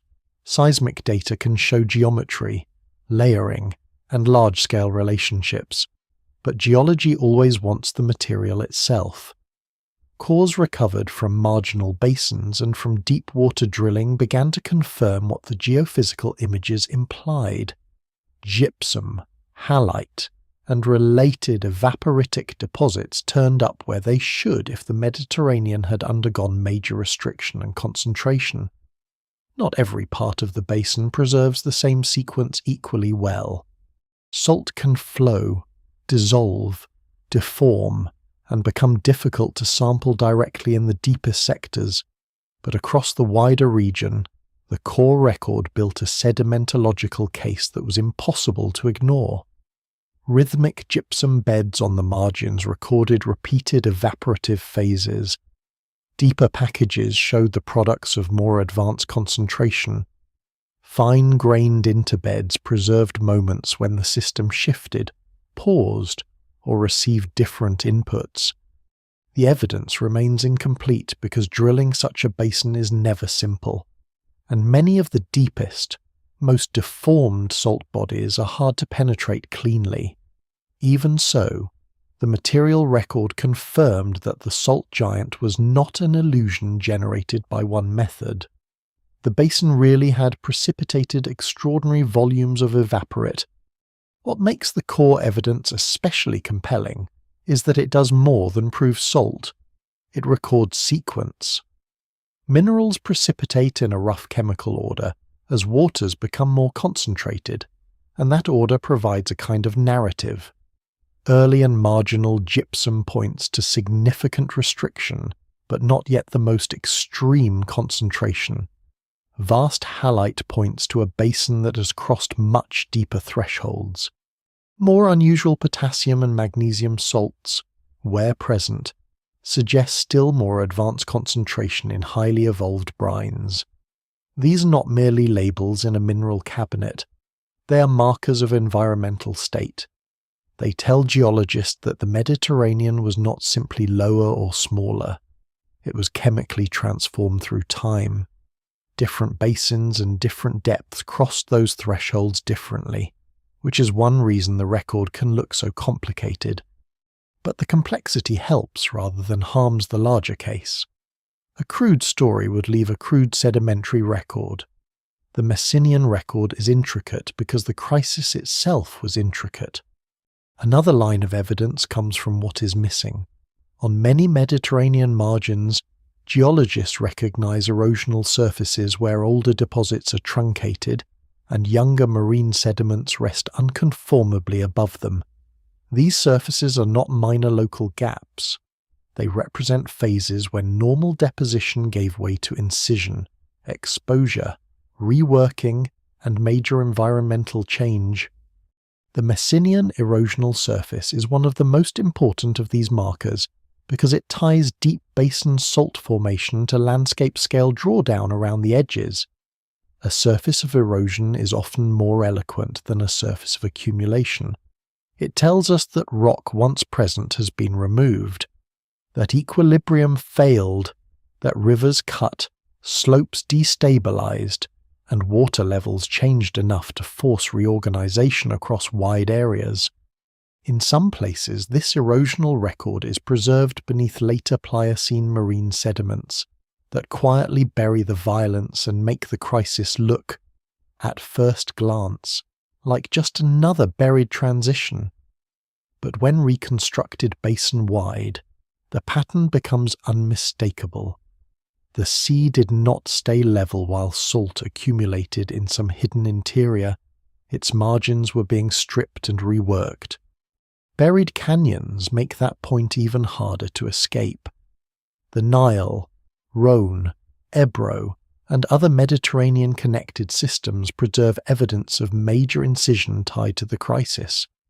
These valleys are now partly concealed beneath younger deposits, especially where later reflooding and sedimentation filled them in. But their shapes survive in seismic data and drilling. They can be traced beneath deltas and shelves, their gradients revealing rivers that once adjusted to a much lower receiving basin. This matters because rivers act as independent witnesses. They're not formed by the same processes that precipitate salt, yet they tell a consistent story of falling base level. Their testimony is especially valuable in a debate where some aspects remain uncertain. One can argue over whether the deepest basin was entirely desiccated or still held kilometre-thick brines. One can dispute the exact depth of drawdown in one sector versus another. But once river systems across the region begin cutting down on this scale, the claim that the Mediterranean remained broadly normal becomes very difficult to sustain. The land has been forced to respond. Isotopic evidence adds another layer, subtle but powerful. The chemistry of salts and associated sediments can preserve information about water sources, concentration histories, and the degree of connection between the Mediterranean and the Atlantic. Chlorine isotopes, strontium signatures, oxygen isotopes, and other geochemical tracers help test whether evaporates formed from repeatedly refreshed marine water, from strongly restricted brines with only limited exchange, or from more isolated water bodies. These methods do not always produce clean, unanimous answers. In fact, they're one reason the scientific debate remains alive, because different data sets can emphasize different hydrological states or different phases of the crisis. But that is precisely why they matter. They force models to face the chemistry. They show that the basin likely passed through more than one mode, connected but restricted, brine-filled and highly concentrated, heavily drawn down, and in some later phases partially freshened. The Mediterranean crisis survives scientific scrutiny, not because every method says the same thing in the same language, but because very different methods all insist that something extraordinary happened. Fossils do their own kind of work. Marine microfossils, fish remains, brackish water assemblages, and the disappearance or persistence of certain faunal groups provide environmental information that rocks alone cannot supply. Some intervals preserve marine organisms consistent with continuing refuges of near-normal salinity. Other intervals point toward brackish or unusual water chemistry. The shifts in assemblages are especially important in the terminal lagomar phase, when the Mediterranean seems in many places to become something far less marine and far more variable. Again, the biological archive does not make the story simpler. It makes it more textured. It shows that the crisis is not one uninterrupted condition, but a sequence of changing habitats. Life retreats, persists, invades, and reorganizes. The fossil record is patchy, and scholars still debate how representative some local assemblages are of the basin as a whole. But fossils bring a crucial principle into view. The Messinian crisis is not just a physical reconstruction, it is an ecological one. The waters changed enough that living communities could not remain what they had been. Even the present-day behavior of buried Mediterranean salt has become part of the evidence. Thick salt does not sit passively forever. It flows slowly under pressure, creating diapirs, detachment layers, mini-basins, and deformed sedimentary packages above it, hydrocarbon systems, slope stability, and seafloor structure in parts of the Mediterranean are still influenced by the Messinian evaporates. In other words, the salt giant is not merely an ancient event preserved in static form. It is an active geological inheritance. Modern geologists mapping deformation in parts of the Mediterranean repeatedly run into the legacy of this late Miocene crisis, because the salt continues to shape how overlying sediments move and fail. This gives the event a peculiar immediacy. The vanished Mediterranean is not gone in the way a lost forest is gone. Its residue still behaves. Its memory still has mechanical force. And then there is the evidence hidden in the transition back to normal marine conditions. Above the Messinian deposits lie younger Pliocene sediments that mark the restoration of ordinary sea conditions. That transition is not just a calm return. In some sectors it appears abrupt, regionally coherent, and associated with erosional and depositional features suggesting high-energy reflooding. Elsewhere, the record preserves a more complicated sequence of terminal events. This boundary between crisis and recovery has become one of the most intensely studied parts of the whole story, because it may contain the signature of the flood that ended the crisis. But even before one reaches that dramatic final act, the very existence of a widespread return to marine deposition above such a radically transformed basin tells its own story. The Mediterranean does not remain a salt desert. It becomes a sea again. The record is therefore bracketed on both sides: normal marine conditions before, extreme evaporitic and erosional disruption during, and renewed marine conditions after. That three-part structure is one reason the event is so persuasive. It has a beginning, a body, and an end in stone. What emerges from all this is a rare kind of geological confidence. The details are still argued over, sometimes fiercely. How low did the water fall in each subbasin? How many times did Atlantic connections partially reopen? Which sectors remained deeply water-filled, and when? How exactly should the final Lagomare conditions be understood?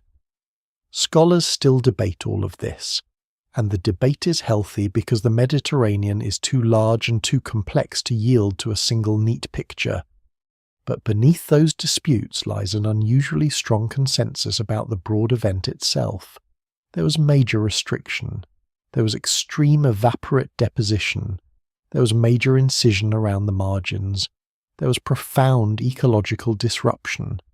And there was a return to marine conditions at the start of the Pliocene. That is more than enough to say the Mediterranean nearly ceased to exist in anything like its present form.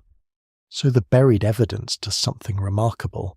It rescues a story from the edge of disbelief without draining it of wonder. Seismic lines reveal the hidden geometry. Drill cores recover the minerals. Isotopes reconstruct the chemistry.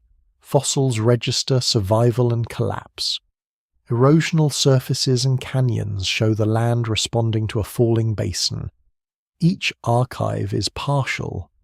Together they form one of the clearest examples in Earth history of a sea becoming something else. And once that case has been built, another question becomes unavoidable. If the Mediterranean really did pass into this broken, salt-heavy, canyoned state, then how empty was it? Really? Was it largely dry? Was it divided into deep brine-filled refuges?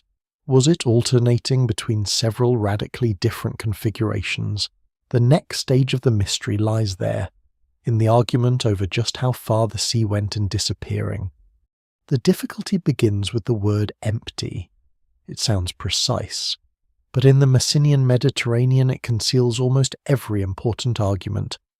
Empty compared with the modern sea is not the same as dry. Dry at the margins is not the same as dry in the deepest basins. A basin holding more than a kilometre of hypersaline brine can still be, in a practical sense, catastrophically emptied relative to its former state. And a landscape with exposed shelves, incised rivers, isolated depressions, and fluctuating lakes may look like a vanished sea from one vantage point, while still preserving large water bodies from another. That is why one of the longest-running debates in this story has never really been about whether the crisis happened. It has been about what the Mediterranean actually looked like at its worst.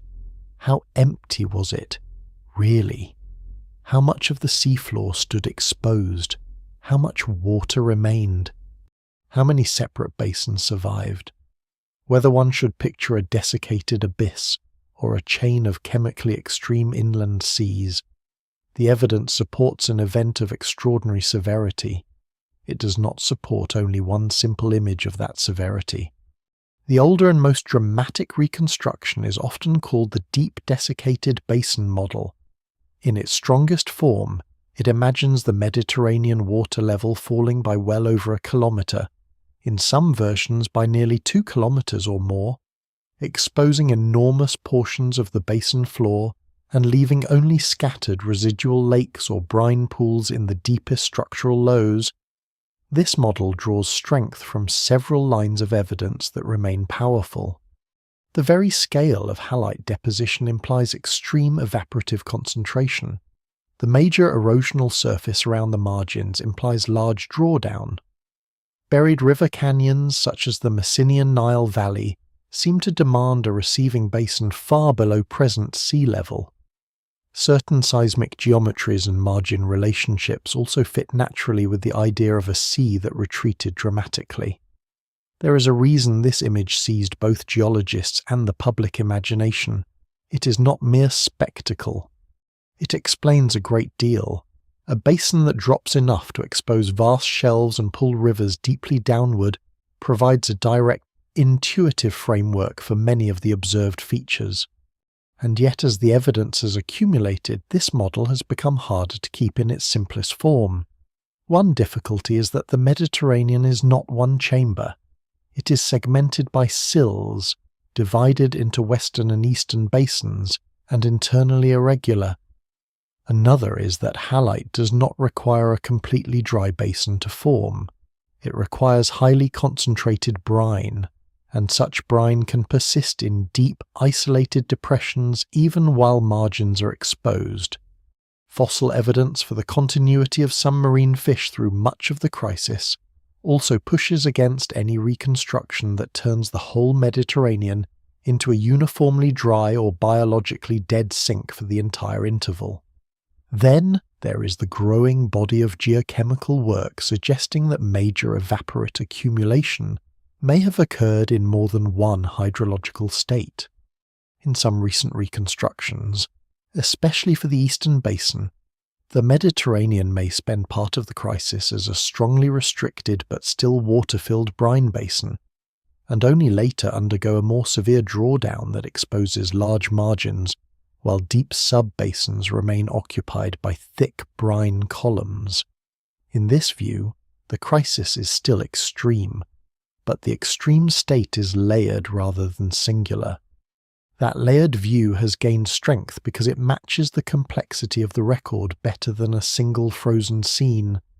A major 2024 geochemical reconstruction argues that in the eastern Mediterranean, around 40% of halite accumulated while the basin remained filled with seawater-derived brine and connected to the Atlantic by restricted two-way exchange. Only the remaining 60% formed during a later evaporative drawdown event in which water level may have dropped by about 2,100 meters, leaving continental margins desiccated while the deepest basins still held more than a kilometre of brine. For the western Mediterranean, the same study infers a smaller drawdown of roughly 850 meters. These numbers are still dramatic enough to transform the geography beyond recognition, but they replace the older all-or-nothing image with something more segmented and phase-dependent. The Mediterranean may have been severely lowered without being universally dry. It may have been largely exposed at the margins while still holding deep, chemically extreme waters in its structural cores. Empty, in this version, becomes a relative word rather than an absolute one. There are good reasons why many researchers find this more persuasive. First, it helps reconcile the coexistence of deep basin evaporates with evidence for persistent water columns. Second, it explains how marine organisms could survive in refugia while much of the basin became hostile. Third, it fits a Mediterranean already known to be uneven, partitioned, and hydrologically variable. A uniform desert would almost be too tidy for such a basin. The Messinian world seems instead to have been one of differential collapse. Some sectors remain water-filled longer, some margins desiccate early. Some internal depressions become brine lakes of extraordinary depth and salinity. In later phases, some shallow waters freshen into lagomare conditions while other sectors preserve denser remnants. No single explanation fully accounts for every clue, but the mosaic model has the advantage of allowing different kinds of evidence to remain true at once. Even so, the older deep desiccation view has not simply disappeared, because some observations continue to demand very large base-level changes and very substantial exposure. The erosional surfaces are not minor. The canyon systems are not modest. The sheer thickness and volume of salt remain difficult to explain without major and repeated concentration in strongly restricted settings. Critics of less extreme models have long argued that if too much water remained in the basin for too much of the crisis, the arithmetic of salt accumulation becomes harder to satisfy. Fresh inflow, limited exchange, and basin volume have to line up in a way that produces truly vast evaporate bodies, and not every intermediate scenario does this equally well. There is also the problem of timing. The The crisis lasts hundreds of thousands of years, and different sectors may have entered severe restriction at different moments. A model that works elegantly for one phase may fail for another. This is one reason the debate remains so alive. The Mediterranean is large enough to preserve multiple truths that are hard to compress into a single diagram. Then there is the Lagomar problem, which complicates the final stages even further. If parts of the Mediterranean near the end of the crisis became occupied by broad brackish to low salinity waters, perhaps connected in some places to Paratethnian inputs from the northeast, then the basin's final pre-reflood state may have looked very different from its peak halite-producing state. A sea that had once held dense brines and dropping water levels may later have hosted fluctuating shallow lakes or a megalake-like system in some sectors. This does not erase the earlier drawdown. It means the crisis evolves. The Mediterranean may have been most empty not at the very end, but in an earlier phase before partial freshening and basin-wide hydrological rearrangement altered the picture again. That alone is enough to make the word empty treacherous. Which Messinian Mediterranean is being described, the gypsum-forming one, the halite giant, the deeply drawn-down brine world, or the terminal Lagomar basin?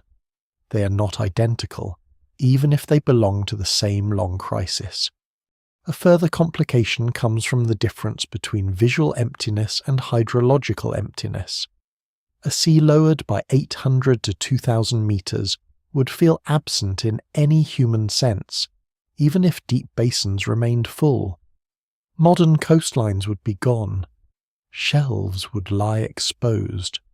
Former shore cities, if any had existed, would now be stranded far above remnant waters. Rivers would descend into immense entrenched valleys. The central Mediterranean would no longer function as a sea connecting coasts in any ordinary way. Even with deep brine columns persisting in certain basins, the Mediterranean as a shared marine corridor would effectively have vanished. This is an important point because sometimes the debate is phrased as though one side claims disappearance and the other denies it. In reality, even the less extreme reconstructions still describe a basin transformed beyond recognition. A Mediterranean with exposed margins, isolated internal depressions, kilometre-thick brines, and widespread evaporates is not meaningfully the Mediterranean of later history. It has vanished as a sea, even where water survives. That distinction helps explain why the scientific disagreement can sound larger than it really is. Most researchers now accept a severe crisis involving major drawdown, extreme salinity, evaporate deposition, and basin segmentation. The disagreement concerns the geometry, timing, and degree. Did the deepest floor stand open to the sky, or did deep brines persist almost everywhere? Did the western and eastern basins behave similarly? Or did they diverge sharply? Did the crisis deepen stepwise? Perhaps with repeated partial reconnections, or did it cross its major threshold more abruptly? These are not small questions. They matter for the mechanics of the event and for understanding how the final reflood could occur. But they do not divide believers from skeptics. They divide different reconstructions of just how the Mediterranean stopped being itself. Perhaps the most honest answer, then, is that the Mediterranean became functionally empty before it became literally empty in every possible sense, and may never have been literally empty everywhere at once. It ceased to be one connected sea. It ceased to sustain normal marine circulation across the basin. It ceased to hold its coasts in familiar relation to one another. It broke into compartments, some exposed, some brine-filled, some later freshened. The evidence remains incomplete, and scholars still debate the exact morphology of the deepest basins. But what survives in the record suggests a world of severe drawdown without perfect uniformity. That is often the way with deep time catastrophes. reality turns out stranger than the extreme image because it is less clean. It does not offer one spectacular frame. It offers a sequence of unstable states, each one difficult to imagine because each one combines too much water for a desert and too little sea for a sea. And this uncertainty is not a weakness in the story. It is the reason the next turning point matters so much, because whatever configuration the Mediterranean reaches at its lowest, harshest, most fragmented state, it does not stay there. Atlantic water will return. A gateway will fail. The difference in level between the ocean outside and the damaged basin inside will begin to matter in the most violent way possible. Whether the Mediterranean is mostly dry, deeply briny, or some combination of both, it is now a basin primed for reconnection. The argument over how empty it was leads directly to the greater shock that follows, because every version of the crisis ends with the same looming fact. The Atlantic is still there, waiting beyond the Western Barrier. The end of the crisis begins at the same place where the crisis itself had been made possible. For hundreds of thousands of years, the western threshold between the Mediterranean and the Atlantic has been the controlling weakness in the system, the narrow gate through which a drying basin either survives or fails. Once the Mediterranean has crossed into drawdown, evaporate accumulation, and fractured internal hydrology, that same threshold becomes something else. It is no longer merely a restricted connection. It is a barrier holding back an ocean from a basin that lies, in one form or another, far below it. Whether one imagines the terminal Messinian Mediterranean as deeply desiccated, segmented by brine lakes, or softened in places into Lagomare shallows, the physical logic is the same. The Atlantic outside stands at a much higher level than the damaged basin within. All that separates them is the Western Barrier. Sooner or later, if that barrier fails, the direction of the story reverses. The sea that had nearly vanished becomes a target for sudden return. This is why the breach at Gibraltar, or more precisely in the Western Mediterranean gateway zone that precedes the fully modern strait, has such power in the imagination. It compresses an enormous geological crisis into a single moment of release. Yet even here, caution is needed. The Atlantic does not necessarily punch through in one miraculous instant, while the entire Mediterranean waits like an empty reservoir.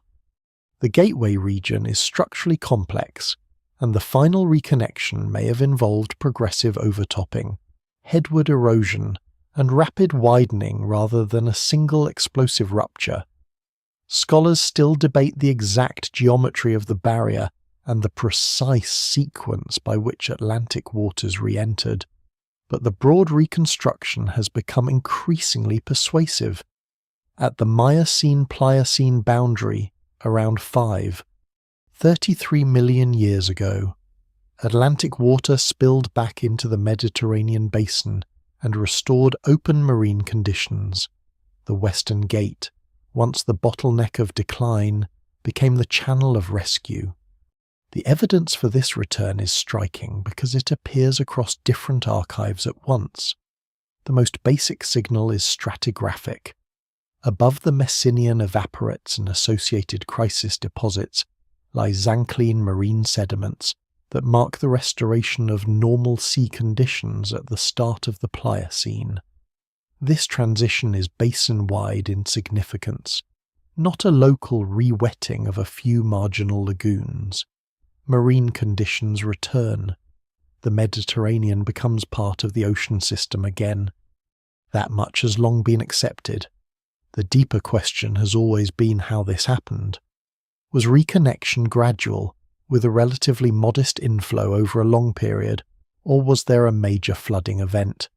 Perhaps one of the largest known on Earth, in which Atlantic water cascaded into the basin with astonishing force.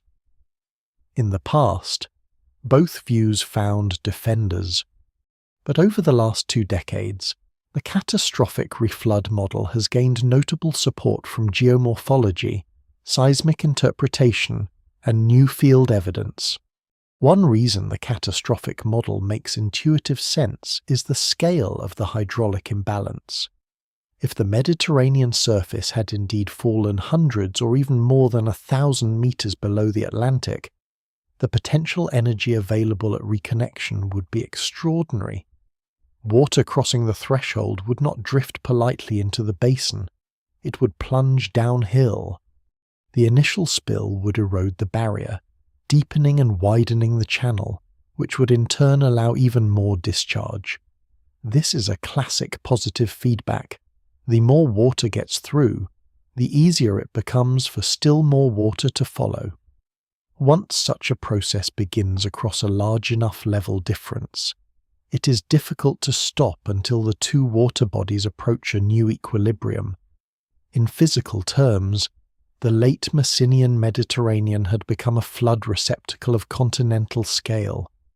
The Atlantic needed only a pathway.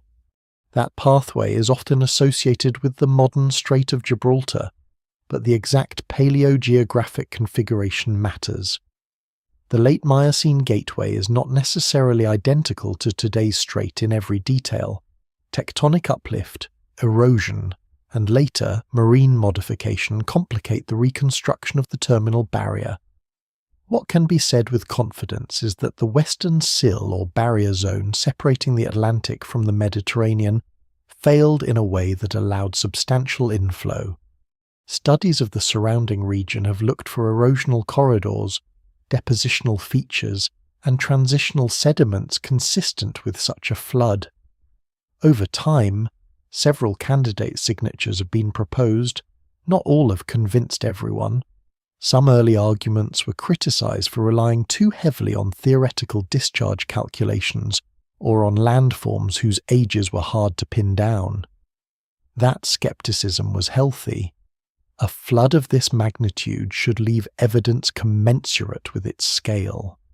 Mere dramatic plausibility is not enough. The stronger case comes when multiple clues begin aligning. Onshore and offshore geomorphology in the Gibraltar Arc region points to significant erosional shaping associated with reconnection. Seismic data reveal features compatible with high-energy inflow and rapid reworking at the basin entrance. And perhaps most importantly, newer work farther inside the Mediterranean has identified large-scale erosional and depositional forms that match the expected passage of an immense flood. A recent study in southeastern Sicily, for example, describes a body of chaotic, compositionally mixed sediments and aligned, kilometre-scale ridges, interpreted as a giant flood deposit and associated flood-formed dunes, created as waters surged eastward from the Sicily sill into the eastern Mediterranean. The alignment of those features, their timing, and their relation to the Messinian-Zanclean transition strengthen the idea that reflooding was not only real, but violent enough to sculpt the seabed and leave recognizable megaflood signatures. In other words, the basin does not merely become marine again, it is actively overtaken by returning ocean water. The Sicily evidence is especially important because it shifts the discussion away from Gibraltar alone and into the internal plumbing of the Mediterranean itself. If the western basin refills first, the central sill near Sicily becomes the next threshold. Water crossing that sill into the eastern Mediterranean would then create a second major flooding episode, potentially generating bedforms and chaotic deposits downstream. This fits beautifully with the segmented nature of the crisis. The Mediterranean did not become fragmented all at once, and it likely did not recover all at once either. Reconnection may have cascaded from basin to basin, each internal threshold releasing another pulse of flooding. That makes the Zanclean reflood not a single smooth sheet of water rolling eastward, but a sequence of threshold failures across a deeply altered topography.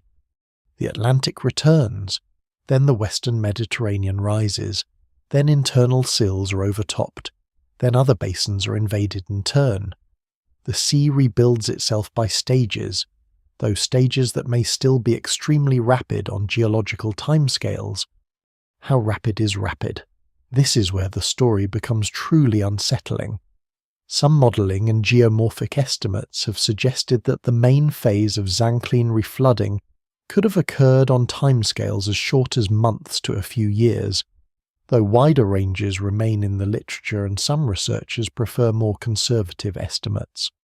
A fully restored Mediterranean in less than a human lifetime would be almost beyond ordinary comprehension, yet the numbers become less absurd when one considers the possible discharge rates involved.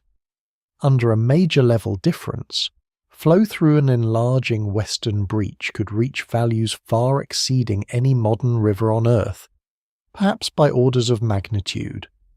Once the barrier is deeply incised, the flood feeds on the gradient until much of the basin is reoccupied. Not everyone agrees on the exact duration, and the evidence remains indirect because no observer was there with a clock. But even cautious views generally accept that the final return to marine conditions was geologically abrupt. The transition at 5.33 million years ago is not spread gently across a leisurely epoch. It is sudden enough to stand out sharply in the stratigraphic record. There is something grimly elegant in how the event reverses the crisis. For hundreds of thousands of years, evaporation has been the quiet engine of loss, operating season after season, leaving salt behind and drawing shorelines downward through repeated imbalance. Then, at the end, the correction comes not through slow climatic mercy, but through hydraulic violence. The Atlantic does not negotiate with the basin, it overwhelms it. The same geography that once allowed the Mediterranean to be strangled now allows it to be attacked from outside. A threshold system fails in the opposite direction. The barrier that made desiccation possible becomes the reason reflooding is catastrophic, because it has let the level difference grow too large. If the Mediterranean had remained modestly lowered, reconnection might have been dramatic but limited, because the basin had already descended so far from its former state. The return of the ocean becomes a planetary-scale release of stored imbalance. And yet even at this stage, the science resists overconfidence in the details. We do not know the exact shape of every channel cut by the first inflow.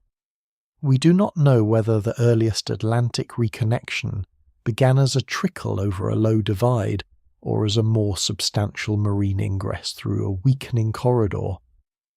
We do not know whether every sub-basin flooded in a single seamless sequence, or with short-lived pauses and partial barriers.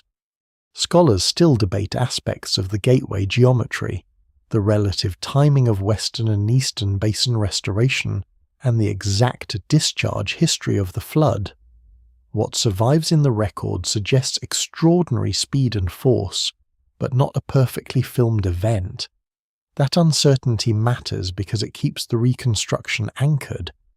The Zanclean flood is persuasive not because every second has been recovered, but because the Mediterranean contains the stratigraphic, geomorphic, and sedimentary consequences one would expect from just such a return. So the sea that had been reduced to salt kingdoms, incised margins, remnant brines, and unstable lakes now stands at the edge of reversal. Beyond the western threshold lies the Atlantic, level, immense, and patient. Inside lies a Mediterranean basin transformed by crisis and rendered vulnerable by its own depth. Once the gate opens, everything changes faster than the long centuries of desiccation would suggest possible. Water will begin moving downhill into a world that has forgotten the shape of an ordinary sea, and when that happens, the Mediterranean will not simply refill, it will be remade by flood. Once the Atlantic crosses the threshold, scale stops behaving in any human way. the figures involved become too large for intuition and too violent for the usual language of rivers, waterfalls, or coastal floods. The Mediterranean basin is not a valley being inundated or a shoreline being overrun. It is an entire broken inland sea, lowered and segmented by crisis, suddenly open to a much higher ocean. Water begins to descend into it with a force defined not only by volume, but by drop. Every metre of level difference matters. Every hour of erosion at the gateway matters. The initial inflow does not simply occupy space. It transforms the barrier, deepens the channel, accelerates the discharge, and turns reconnection into self-amplifying collapse. This is why the Zanclean flood, as the refilling event is usually called, has become one of the strongest candidates for the largest known flood in Earth history. Not because it makes for a dramatic phrase, but because the geometry of the basin and the evidence at its margins increasingly demand something close to that scale. The first stage is likely brutal and focused. Atlantic water overtops or breaches the western barrier and begins to cut into it. The water is descending into a basin that, even under the more conservative reconstructions, lies hundreds of meters lower than the ocean outside, and under more extreme reconstructions may lie vastly farther below. Under such conditions, discharge can rise very quickly. The flood is not constrained by the ordinary pace of a river system. It is drawing from an ocean. As the barrier erodes, the gateway widens and deepens, allowing still more water to enter, which further increases erosive power. The process feeds itself. The breach becomes a torrent, the torrent becomes a chute, and the chute becomes a marine cataract on a scale with almost no modern comparison. Modelling studies and geomorphic analyses have proposed peak discharge rates that dwarf the Amazon many times over. The exact numbers remain debated, and they depend heavily on assumptions about the initial sill height, the depth of the basin, and the pace of erosional incision. But what survives in the record suggests a flood whose defining feature is not just size, but acceleration. If one tries to picture it, the temptation is to imagine a single giant waterfall at Gibraltar. That image is useful, but only partly true. A major waterfall or cascade may indeed have formed in the early stages if the initial barrier stood well above the depressed Mediterranean surface. Yet the event would not stay frozen in that form. The falling water would be cutting its own pathway, migrating headward, collapsing rock, and reorganizing the entry topography as it went. The flood would reshape the very corridor carrying it. This dynamic quality matters because it helps explain how the event could evolve from an initial spill to a basin-filling surge. The flood is not passing through a finished strait. It is helping create the strait-like conduit through which it flows. In that sense, the return of the Mediterranean is also the excavation of its doorway. The water does not merely come back through Gibraltar. It helps carve the conditions of its own return. Inside the basin, the returning Atlantic does not meet a single open chamber. It enters a landscape still marked by the crisis. Shelves lie exposed or only recently submerged. Margins are cut by canyons. Deep subbasins remain partitioned by sills and structural highs. Brines, lakes, or residual waters may occupy some depressions. That means the flood must propagate across a profoundly uneven topography. In the western Mediterranean, rising waters may first spread across the lower parts of the damaged basin, drowning exposed surfaces and forcing shorelines upslope at rates no ordinary coastline could experience. If deep brines persist in some structural lows, the incoming Atlantic water would interact with them in complex ways, perhaps overriding them, mixing at interfaces, or displacing them basinward.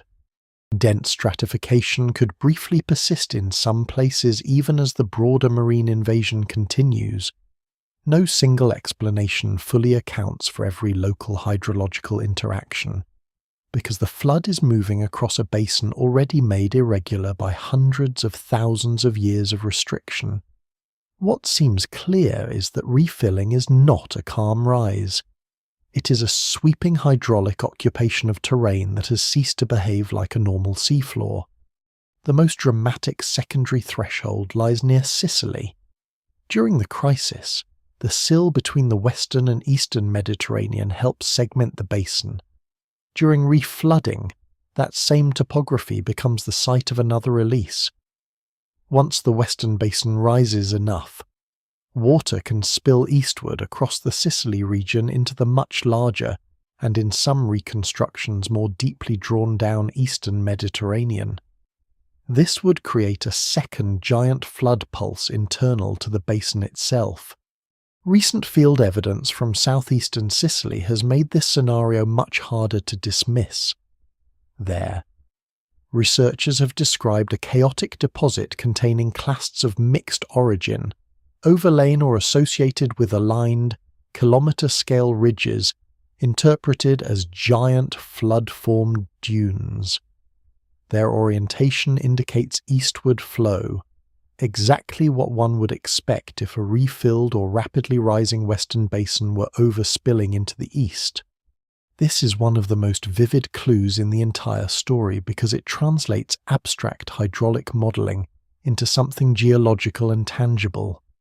The flood was not only conceivable, it left bed forms. Those bed forms help recover the violence of the event. Giant current dunes do not form in timid water. Chaotic sediment packages do not accumulate from quiet transgression alone. They imply fast-moving, high-energy flow capable of transporting and reorganizing large volumes of material. In the Sicily case, the evidence suggests that internal Mediterranean thresholds were crossed with enough power to scour, deposit, and align major seabed forms during the final restoration of the sea. That matters because it shifts the Zanclean flood from being merely a compelling theoretical endpoint to being a process recorded in landscape-scale sedimentary architecture. The Atlantic returns at Gibraltar, but the Mediterranean is so large and so compartmentalized that the return expresses itself as a chain of flooding episodes. Each sill holds back water until it does not. Each basin rises until it overtops the next barrier. The sea does not simply refill from west to east like water poured into a tray. It surges through a hierarchy of controls, each one converting stored level difference into motion. How long does all this take? Here again the answer is astonishing, though it must be treated carefully. Some reconstruction suggests the main flood phase may have restored much of the basin in a matter of months to perhaps a couple of years. Others allow longer timescales, stretching to years or perhaps longer depending on assumptions about depth and gateway incision. The uncertainty remains real because discharge histories have to be inferred rather than directly observed. Yet even the upper end of the more cautious estimates remains geologically instantaneous. After a crisis lasting from about 5.97 to 5.33 million years ago, the return of marine conditions seems to have come with extraordinary abruptness. In stratigraphic terms, the boundary is sharp. In hydraulic terms, the potential gradient is immense. In geomorphic terms, the flood signatures point toward exceptional energy. So while the exact number of months or years cannot be stated with total confidence, the broader point is secure. The Mediterranean did not slowly heal over some leisurely span. It appears to have been reclaimed with shocking speed. The environmental consequences of such refilling would be severe even aside from the flood mechanics themselves. As water level rises through a devastated basin, it rapidly drowns canyons, shelves, and evaporate flats, remobilizes sediments, and transforms local climates and hydrology. Valleys cut during drawdown begin to backfill or become estuarine arms of the returning sea. brine basins may be diluted, displaced, or sealed beneath new marine stratification. Eroded slopes destabilized during the crisis could fail again under rapid transgression. In some sectors, salt exposed or near the surface might dissolve and collapse, further complicating the topography. The flood is therefore not just the return of water, it is the destruction of the Messenian landscape. Features that existed only because the sea had fallen now begin to disappear beneath the rising basin. This is one reason so much of the crisis must be reconstructed indirectly. The returning Mediterranean buries the evidence of its own absence almost as soon as it restores the sea. There is also an emotional asymmetry in the story that the geology quietly preserves. The drying of the Mediterranean is long, cumulative, and difficult to picture because it unfolds across many phases and many internal states. The reflooding, by contrast, is brutally legible. A barrier fails, water rushes in, the sea comes back. Deep time rarely offers such a clean reversal. Yet the neatness is deceptive. The flood is only simple in direction. In every other respect, it is a tangled physical event, erosive at the gateway, depositional in downstream basins, stratified in places, turbulent in others, broken by sills, accelerated by gradients, and recorded unevenly across the region. Scholars still debate the exact flood routing, the rate at which the Gibraltar corridor incised, the number and scale of secondary spills inside the basin, and the precise relation between the flood and the terminal Lagomar conditions. The evidence remains incomplete, but it is no longer thin. The flood no longer survives mainly as a bold idea. It survives because the Mediterranean contains the scars one would expect from a return that was both immense and fast. And there is one more reason the event feels so overwhelming. It is not just a flood filling a basin. It is the resurrection of a sea that will become central to later human history. The waters rising through this shattered topography are not anonymous. They are the future Mediterranean, returning in raw form before there are harbours, islands in their familiar relation, or civilizations to name the coasts. The basin that will someday carry Bronze Age trade, Greek colonization, Roman grain fleets, Islamic expansion, Venetian convoys, Ottoman warships, and modern ferries is at this moment still only a geological wound being rapidly sutured by ocean water. The sea arrives before memory. It arrives before myth. It arrives with enough force to erase the strange world that existed in its absence. By the end of the flood, the Mediterranean is once again recognizably marine. The crisis is over in the most important sense. Open connection to the Atlantic has been restored. The giant salt factory has been shut down. The exposed shelves and basin floor landscapes are drowned. The remnant lakes and brines are overtaken or transformed. Yet the flood does not simply reset the basin to its earlier condition. It leaves consequences behind in sediments, in drowned topography, in ecological disruption, and in the chemical inheritance of a sea that has passed through extreme salinity and catastrophic return. The waters have come back, but they have come back into a basin already changed. The next story lies in that aftermath, in the shock waves of reflooding, and in the new Mediterranean that begins to take shape once the floodwaters settle. When the flood is over, the Mediterranean is not restored so much as stunned. The Atlantic has returned, the great drawdown has ended, and open marine conditions begin again. But nothing about the basin is simple in the immediate aftermath. A sea does not pass through hundreds of thousands of years of restriction, hypersalinity, canyon cutting, evaporate accumulation, and sudden refilling without carrying the marks forward. The first shock waves are physical.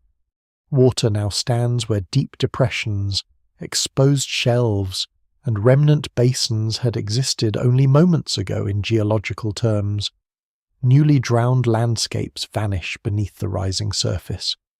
River valleys cut during the crisis become flooded conduits, estuaries, and then sediment traps. The margins, already destabilized by earlier incision, have to adjust once more to a rapidly changing base level. What had been a descending world is now a drowning one, and the transition is severe enough that later Mediterranean geology continues to preserve its imprint. One of the clearest consequences is sedimentary chaos. The flood itself is capable of transporting and redepositing enormous volumes of material, but it also sets the stage for longer adjustment as the reborn sea begins to reorganize currents, shorelines, and basin floor environments. Deposits interpreted as products of terminal flooding and high-energy circulation appear in key regions, especially around the central Mediterranean thresholds. The evidence from Sicily is especially revealing because it suggests that once the western Mediterranean rose, water spilling into the eastern basin sculpted giant bedforms and left chaotic deposits downstream. Those features imply not just a spectacular moment of inflow, but a broader sedimentary reworking of the basin as internal barriers were overtopped and drowned. In effect, the restored Mediterranean inherits a seabed that has been violently rearranged during the act of restoration itself. The coastlines would have changed almost too quickly to imagine. During the crisis, rivers had chased a falling base level into entrenched valleys and canyon systems. Now the process reverses. Rising marine waters invade those valleys from below, backing up river systems, trapping sediment, and beginning the long process of infill that conceals so many Messinian scars beneath the younger deposits. The Nile Canyon, the Rhone Incision, the Ebro Valley system, and countless smaller margin cuts do not remain open monuments to draw down. Many are progressively drowned, buried, and softened by Pliocene and later sedimentation. This is why the crisis is both one of the best documented and one of the most elusive events in Mediterranean history. The reflood preserves the end of the crisis by burying much of its raw topography. The returning sea becomes an accomplice in geological concealment. There are chemical shock waves as well. A basin that has just emerged from salt giant conditions does not instantly become a perfectly mixed modern sea. Recent work suggests that after reflooding, the Mediterranean may still have contained strong salinity contrasts controlled by internal sills, with different sectors adjusting at different rates. That makes sense in a basin so deeply segmented by its own topography. Atlantic inflow can restore marine connection without immediately erasing every inherited contrast in density, salinity, and water mass behavior. Residual brines may persist locally. Some sectors may remain more saline or more stratified than others for a time.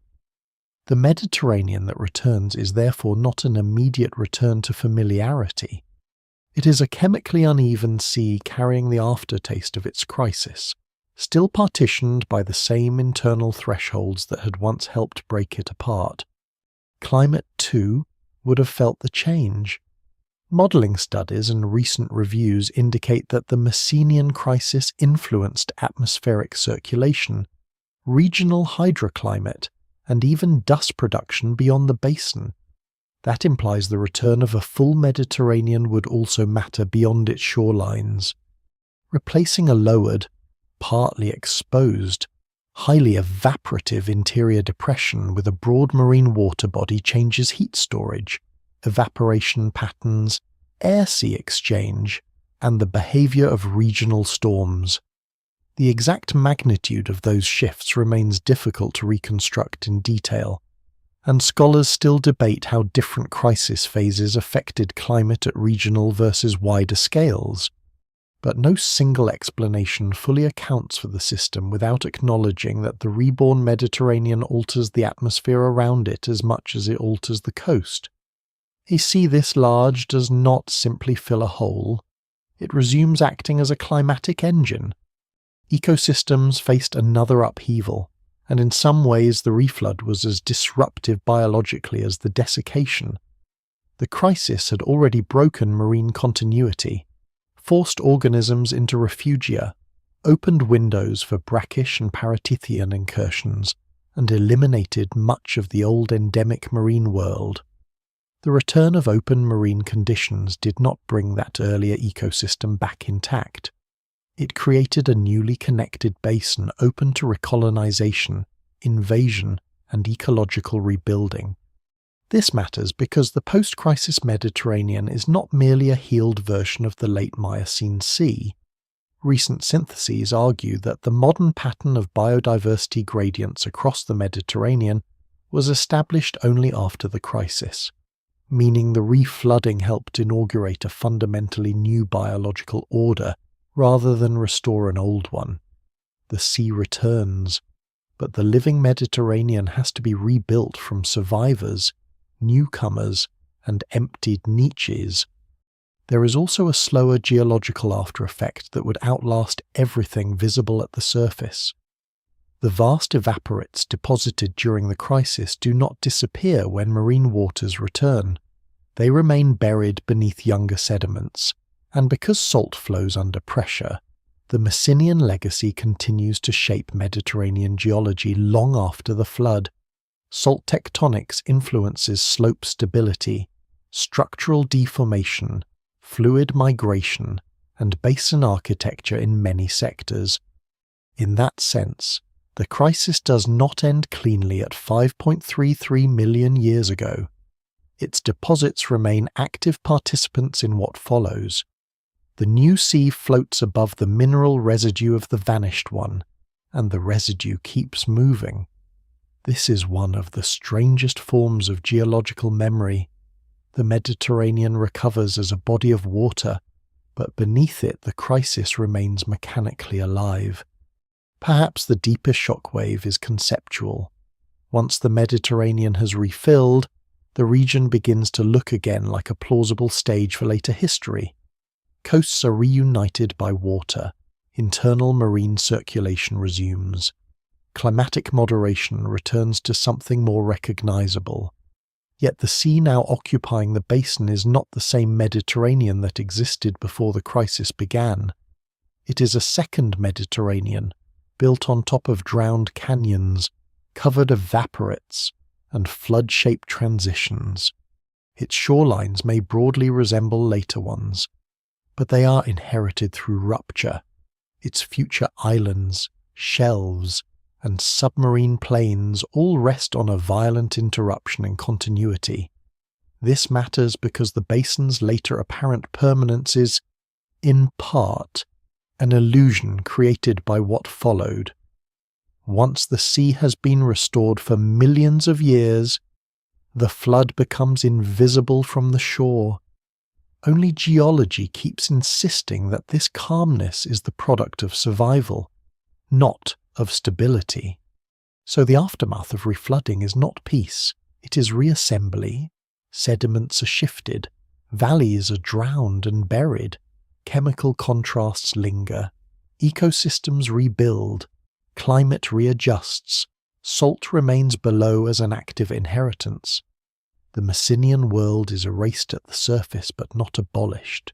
It survives under the new sea as architecture, as weakness, as buried relief, as mineral memory. That is why the restored Mediterranean matters so much. It is not merely the end of a catastrophe. It is the beginning of the version of the basin that will endure into human deep time, carrying hidden scars beneath its surface and setting the stage for everything that comes after. The sea is back, but it returns changed, and the world around it will be shaped by that changed sea for millions of years. What rises after the crisis is not a restored copy of the old Mediterranean, but a remade sea carrying a different internal logic. From the surface, the change would eventually become difficult to see. Water again stretches between Iberia and the Levant. Basins reconnect. Marine circulation resumes. The coasts once more belong to one shared inland sea. Given enough time, the violence of the transition becomes hidden beneath ordinary continuity. But deep below that continuity lies a transformed structure. The Mediterranean after the Messinian crisis is a basin whose geometry, chemistry, sediment architecture, and mechanical behaviour have all been altered by near disappearance. The flood ends the emergency. It does not erase the inheritance. What follows is a sea permanently marked by the fact that it almost ceased to exist. The first part of that inheritance is topographic. Even after reflooding buries many of the crisis landscapes, the Mediterranean remains a basin shaped by surfaces cut, exposed, destabilized, and then drowned during the Messinian. Canyons incised by rivers during drawdown do not vanish in any literal sense. They are filled, draped, and obscured by later sediment, but they remain embedded in the subsurface, steering later deposition and preserving the memory of lower base levels beneath deltas and shelves. Former sills and thresholds that once partitioned the shrinking basin continue to matter when marine conditions return. The Sicily region still divides western and eastern sectors. Marginal shelves and slopes still reflect the difference between older stable accumulation and the crisis-induced disruptions that interrupted it. In other words, the Mediterranean's post-crisis geography is not born fresh. It is built atop a drowned relief inherited from collapse. The second inheritance is chemical, and it is profound. The salt giant deposited during the crisis remains one of the defining buried features of the basin. This is not just a question of how much evaporate lies below the seafloor, though the volumes alone are extraordinary.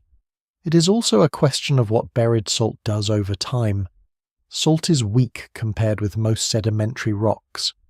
Under pressure it flows, rises, spreads, forms detachments, creates pillows and diapairs, and distorts whatever younger layers accumulate above it. That means the Mediterranean after the crisis becomes mechanically different from the Mediterranean before it. Its later tectonics and sedimentation are partly mediated through this ductile layer left by desiccation. Slopes fail differently. Basins subside differently. Traps, folds, and fluid pathways behave differently. The vanished sea continues to reshape the living one from below. This gives the post-Messinian Mediterranean a kind of double life. At the surface it is once again an ordinary marine basin, the kind that can, in time, support stable coastlines, recognizable currents, rich ecosystems, and all the familiar rhythms of an inland sea. At depth it remains an engineered consequence of crisis. Seismic profiles, basin analysis, and structural studies all keep rediscovering the same fact in different forms. The modern Mediterranean rests on a gigantic late Miocene disruption that has not finished influencing its behaviour. The calm blue surface and the buried salt belong to the same sea, but they tell very different stories about what that sea is. One says continuity, the other says survival after rupture. There is also a hydrological legacy. The restored Mediterranean resumes exchange with the Atlantic, but it does so in a basin that has already proved how vulnerable such an inland sea can be when circulation is pinched. The anti-estuarine character of the Mediterranean remains. Evaporation still exceeds precipitation and river input over much of the basin. Atlantic inflow is still essential.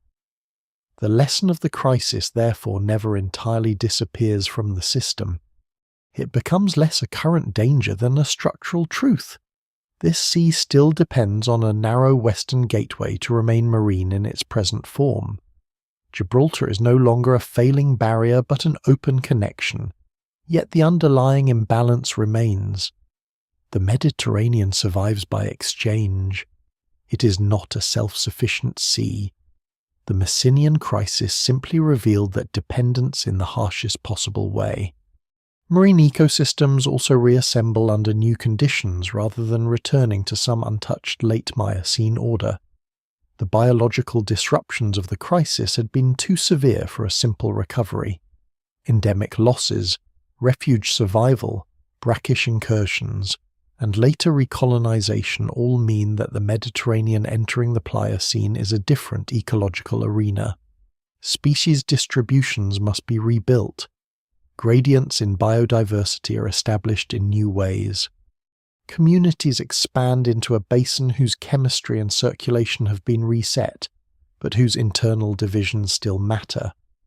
The post-crisis sea is therefore not merely repopulated, it is reorganized. This point is easy to miss because later Mediterranean life becomes so rich and so historically familiar that it seems natural to imagine continuity where there was, in fact, deep rupture. But what survives in the record suggests the sea's living identity after the crisis is in many respects a second creation. The coastlines, too, begin the long process of forgetting.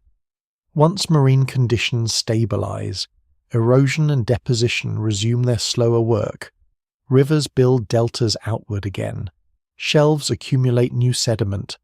Former crisis surfaces disappear beneath Pliocene and Quaternary layers. Shorelines inherit fresh shapes as tectonics. Climate and sea level oscillations continue to act over millions of years. Given enough time, almost any catastrophe can be made to look foundational rather than disruptive. That is what happens here. The restored Mediterranean has millions of years to normalize itself before human beings arrive. By the time the first members of our lineage begin to move through the broader Old World landscapes, the sea is no longer visibly a wounded basin. It is simply there, occupying its central position between Africa, Europe, and Asia, already equipped to shape climates, migrations, barriers, and opportunities. Yet the normalization is only skin deep. The Mediterranean remains geologically restless, just as it had been before the crisis. Africa continues converging with Eurasia, arc systems, subduction zones, extensional pockets, and uplifted margins continue to evolve. Volcanism, earthquakes, and basin deformation remain part of the region's long-term behavior.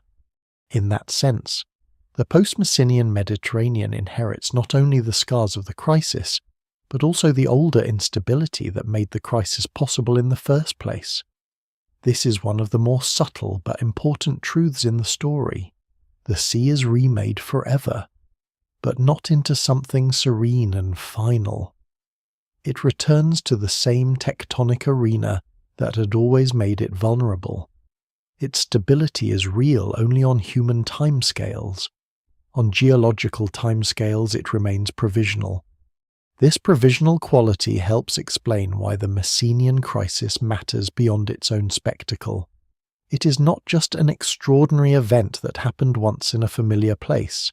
It is a demonstration of how threshold systems behave. A basin can seem permanent while living close to imbalance. A narrow gateway can regulate a vast sea.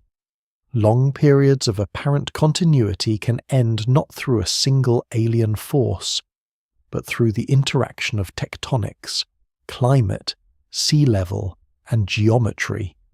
And once the threshold has been crossed, the consequences can become self-amplifying in both directions. Restriction breeds desiccation. Reconnection breeds megaflood. The Mediterranean after the crisis is therefore more than a survivor.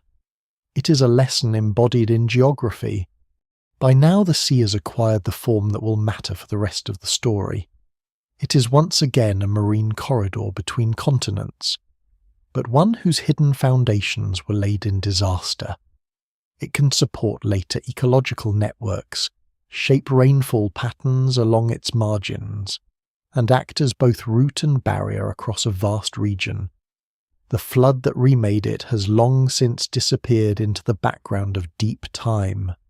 The exposed salt flats, brine basins, and canyoned shelves are gone from sight, yet their consequences endure in the basin's structure, in the sediments below its floor, and in the very existence of the later Mediterranean world. The sea that follows the crisis is permanent only in the sense that all long-lived things are permanent for a while, until the next rearrangement. And that is what gives the restored Mediterranean its strange dignity. It is not innocent. It is not untouched. It is a sea that has already passed through absence and return before human history ever begins. It carries a buried memory of collapse beneath all later continuity. When future climates shift, when coastlines migrate, when animals and eventually humans move around its margins, they do so on the stage created by this remade basin. The Mediterranean is back, but it comes back with a new identity, a new hidden architecture, and a new future. The next step is to widen the lens even farther and see how this restored sea, shaped by catastrophe long before our arrival, becomes one of the great environmental forces guiding the movement of life and the long prehistory of our own world. Long before any harbour is built on its shores, long before any galley crosses from island to island, long before any poet calls it an inland sea or any empire mistakes it for the centre of the world, the Mediterranean is already shaping the possibilities of a life around it. That is the deeper consequence of its return. The crisis does not merely end with the restoration of marine water.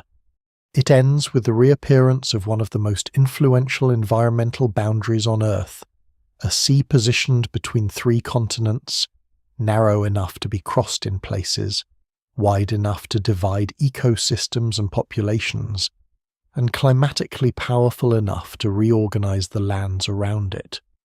Once the Mediterranean exists again in something like its durable form, it becomes more than a basin. It becomes a controlling feature in the geography of movement. Animals must route around it, cross its margins, or adapt to the worlds it helps create. Climate systems begin to feel its moderating influence. River networks resume flowing toward it as a stable recipient, and millions of years later, when hominins begin to move through Africa and Eurasia, they do so in landscapes that have already been prepared by this sea's disappearance and return. The timing matters. The Mediterranean crisis ends around 5.33 million years ago, at the dawn of the Pliocene. That places the restored basin well before the emergence of our own species, and even before the deeper branching histories of later human lineages take their familiar shape. In one sense, that distance makes the event seem remote from humanity. In another, it makes it foundational. The sea that ancient civilizations will one day inherit is not an eternal fixture handed down unchanged from some primordial world. It is a post-crisis sea, a basin whose modern role as barrier, as corridor, and climatic engine depends on a geological survival story that unfolded millions of years before the first stone tools appear. By the time early hominins begin moving across Africa, by the time faunal exchanges across Eurasia intensify, by the time changing climates begin repeatedly opening and closing windows of migration, the Mediterranean is already there in its restored form, structuring the map. That structure is subtle because the Mediterranean is both an obstacle and an invitation. It blocks direct passage across much of its breadth, but it also creates coastlines of unusual complexity, productive ecotones, island chains, and corridors along its margins. A completely vanished Mediterranean might have offered certain land routes in some sectors, though the crisis landscape would have been hostile and unstable. A fully restored Mediterranean does something more enduring. It channels movement around its edges, North Africa, Iberia, the Levant, Anatolia, southern Europe, and the great river approaches to the basin become linked not by uninterrupted land, but by a combination of separation and proximity. This matters enormously in deep time. Species do not only evolve by being connected, they also evolve by being separated just enough. The Mediterranean provides exactly that kind of geography, coast near enough to influence one another, waters broad enough to prevent easy blending, and narrow gateways where exchange can sometimes intensify. Its climatic role matters just as much. A large inland sea moderates temperatures, influences precipitation patterns, and helps define ecological belts around its rim. Mediterranean-type climates, with their characteristic seasonal rhythms, are not produced by the sea alone, but the basin reinforces the pattern, storing heat, releasing moisture, and shaping local and regional weather. Once restored, the sea helps maintain a band of environments that will later become famous for olive, vine, grain, scrub, and dry summer landscapes.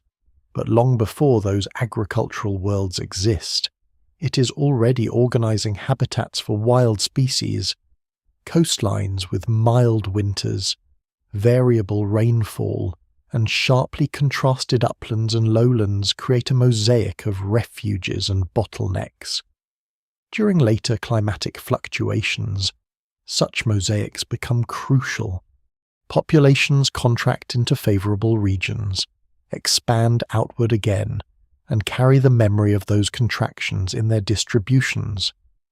The restored Mediterranean becomes part of that pattern by helping generate the environmental diversity along its margins.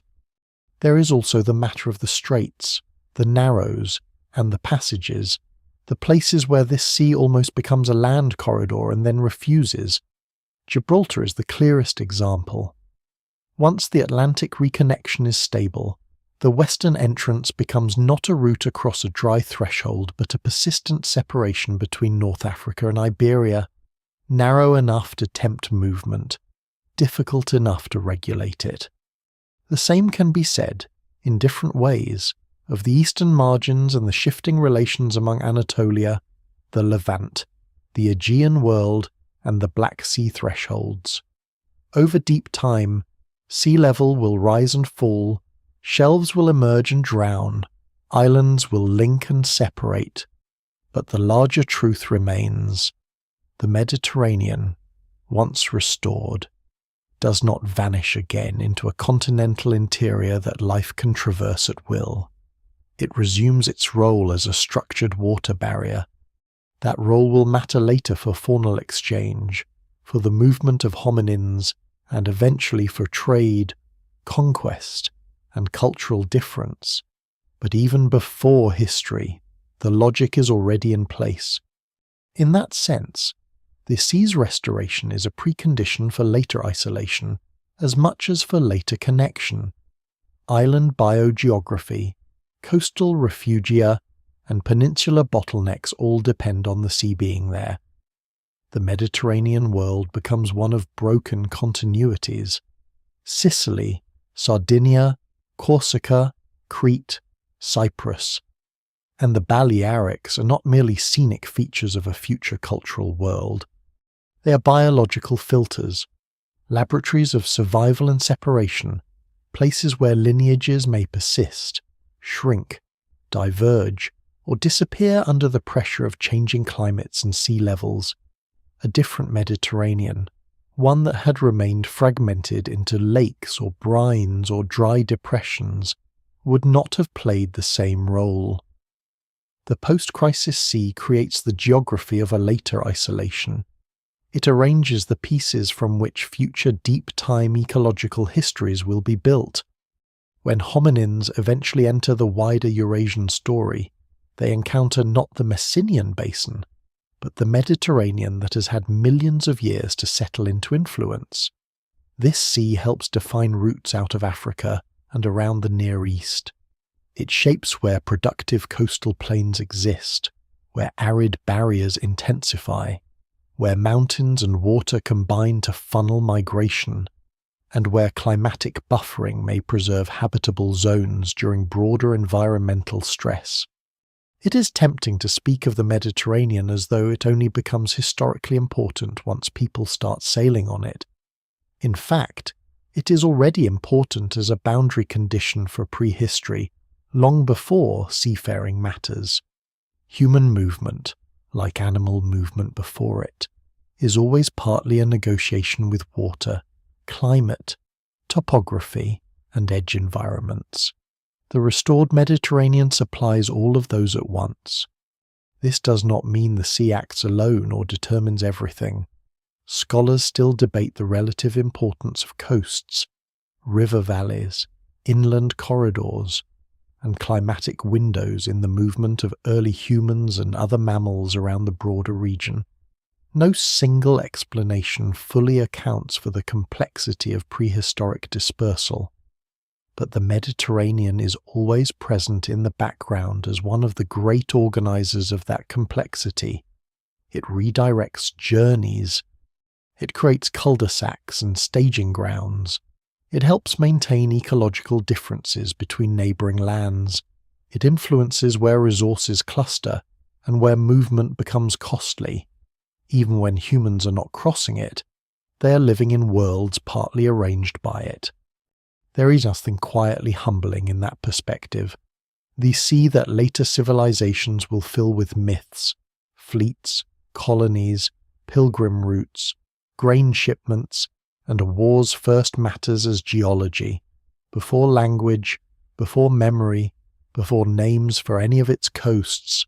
The Mediterranean has already undergone a catastrophe, returned, and resumed its work of organizing the lives around it.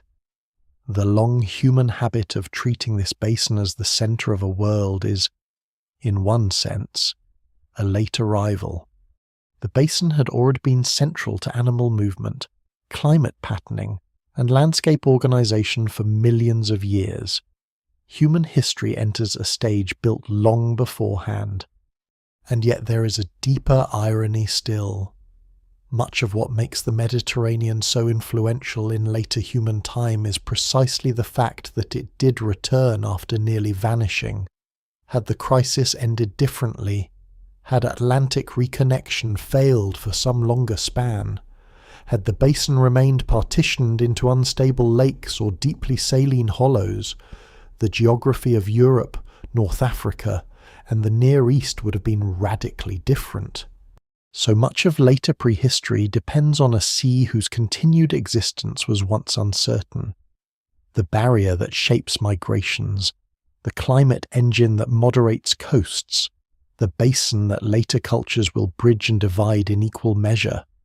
All of it depends on the successful restoration of the Mediterranean at the end of the Messinian.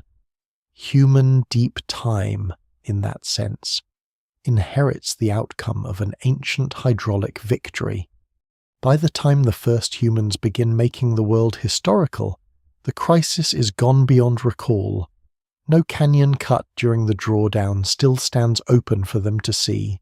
No salt flat of the vanished basin gleams on the horizon. No memory survives of the flood that returned the sea.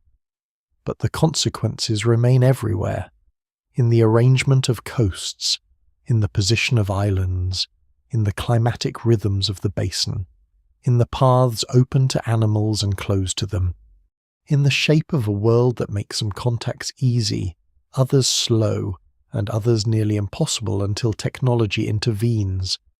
The Mediterranean that later becomes a cradle of civilizations is already, long beforehand, a silent architect of prehistory, and because it almost vanished once, its later permanence feels all the more deceptive. Beneath every later crossing lies the fact that this sea had to come back first. Today the Mediterranean can look too civilized to frighten anyone.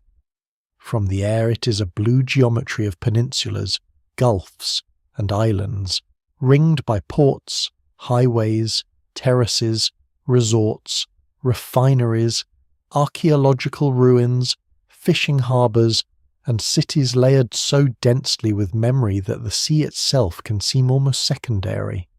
merely the water between human stories. Ferries cross it, container ships thread its narrows, tourists float above its shelves in summer light. Weather maps sketch familiar storms over it as though it were one of the fixed organs of the planet. Nothing in that calm surface suggests a sea that once nearly destroyed itself. Nothing in the ordinary language of coastlines prepares the mind for the fact that beneath these waters lies the record of desiccation, collapse, and return. The modern Mediterranean is persuasive because it has had millions of years to become persuasive. It has had time to make survival look like permanence.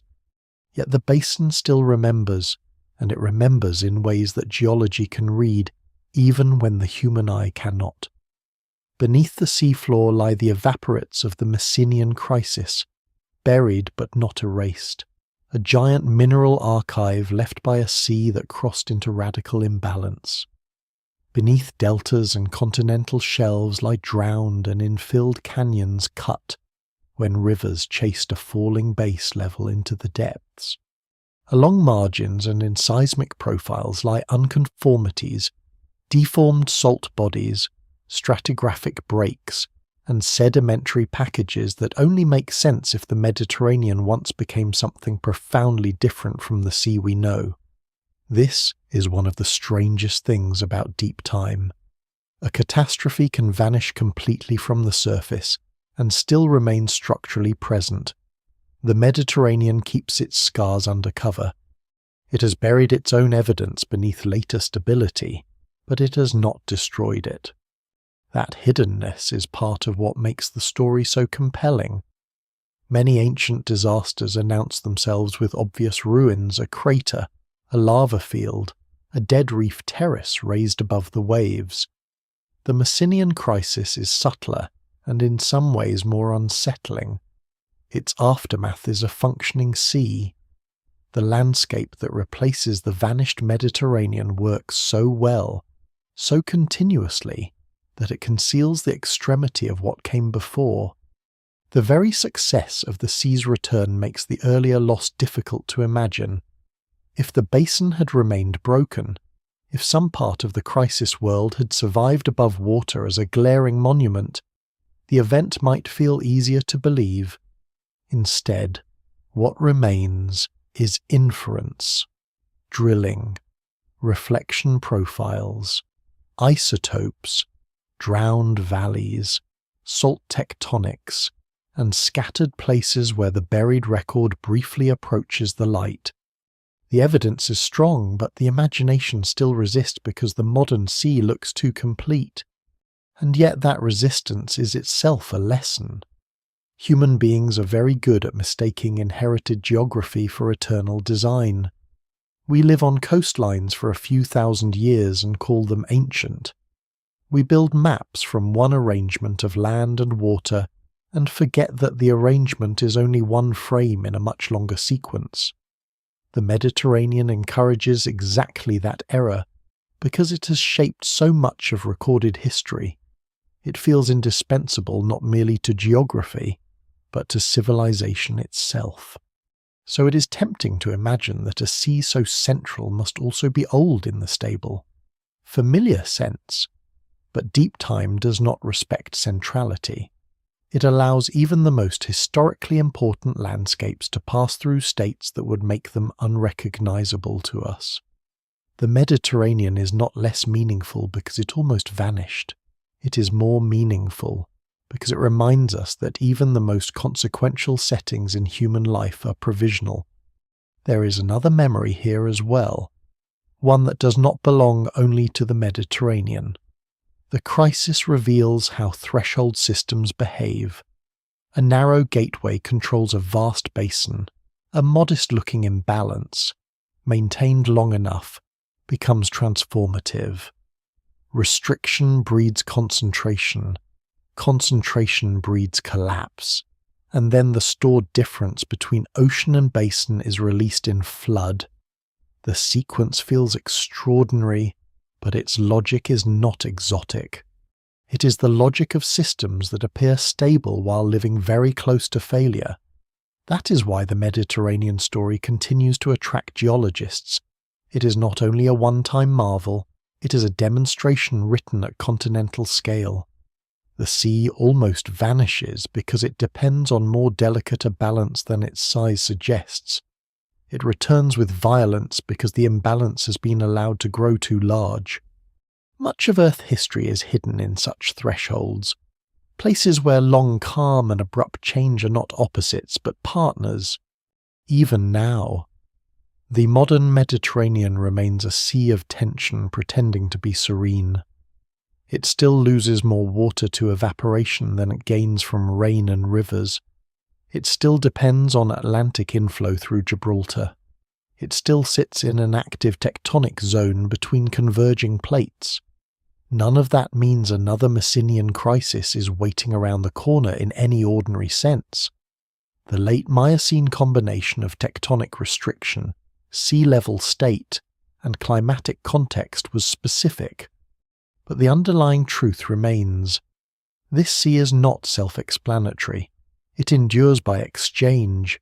It occupies a region of constant geological negotiation. Its beautiful coasts, crowded islands, and famous horizons are all built atop instability that has merely become quiet for now. What survives in the record suggests not a sea exempt from change, but a sea that has already shown how far change can go. That may be why the story lingers so strongly once heard. It widens the meaning of the Mediterranean without diminishing any of the histories later attached to it. Phoenicians, Greeks, Romans, caliphates, empires, traders, migrants, and tourists all belong to one layer of the basin story. Beneath them lies another, older layer in which there are no names, no ships, no myths, only tectonic thresholds, rivers cutting into emptiness, salt accumulating in silence, and then the ocean returning with a force beyond memory. The later sea of civilization is real, but it is built on a prior sea of geology. To understand the Mediterranean fully is to hold both in mind at once the familiar inland sea of history, and the vanished basin that once lay below it like a negative image of the world to come. So the arc closes where it began, with the impossible landscape hidden under the ordinary one.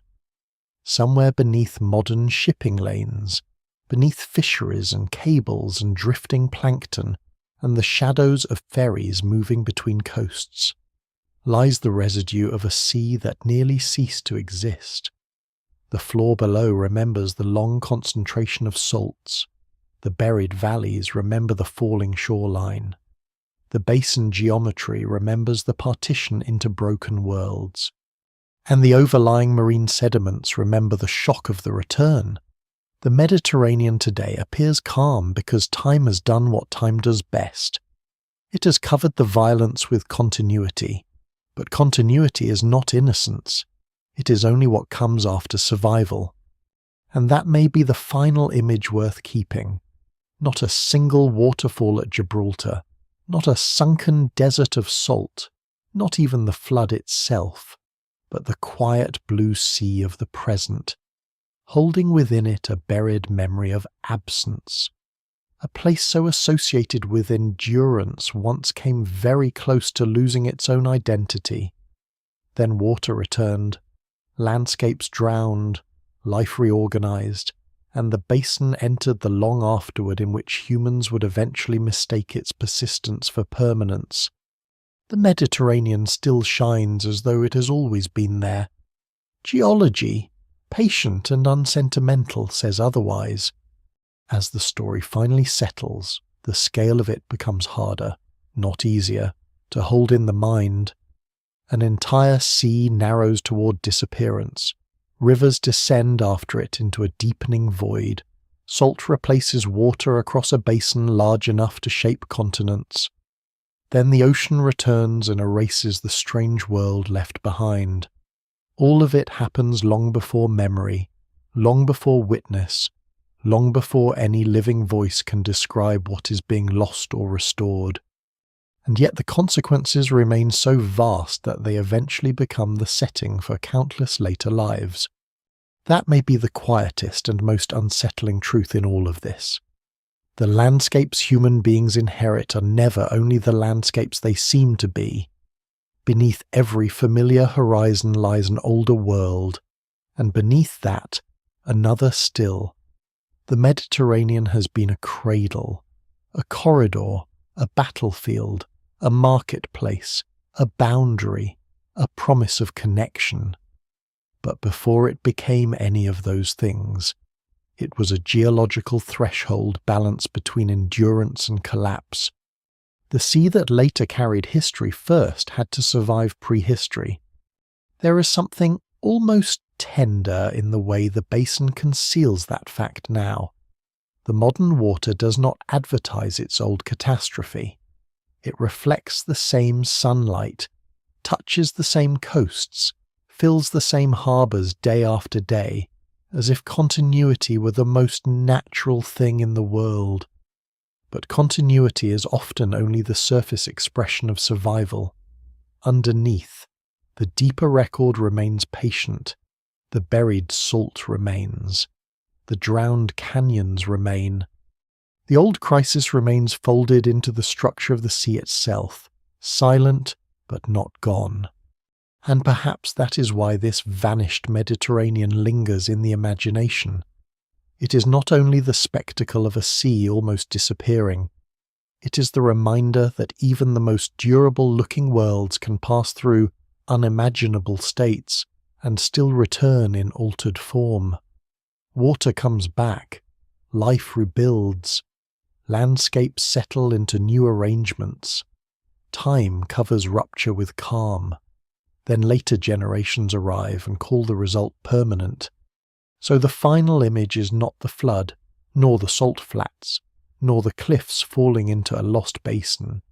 It is the sea as it exists now, blue and composed, carrying ships and weather and memory across its surface, while far below, in darkness and stone, the older Mediterranean still waits, not dead, not visible, but preserved. A vanished sea beneath a living one, a reminder that the earth keeps its greatest transformations hidden in plain sight, and that what feels eternal is sometimes only what managed, against all expectation, to return.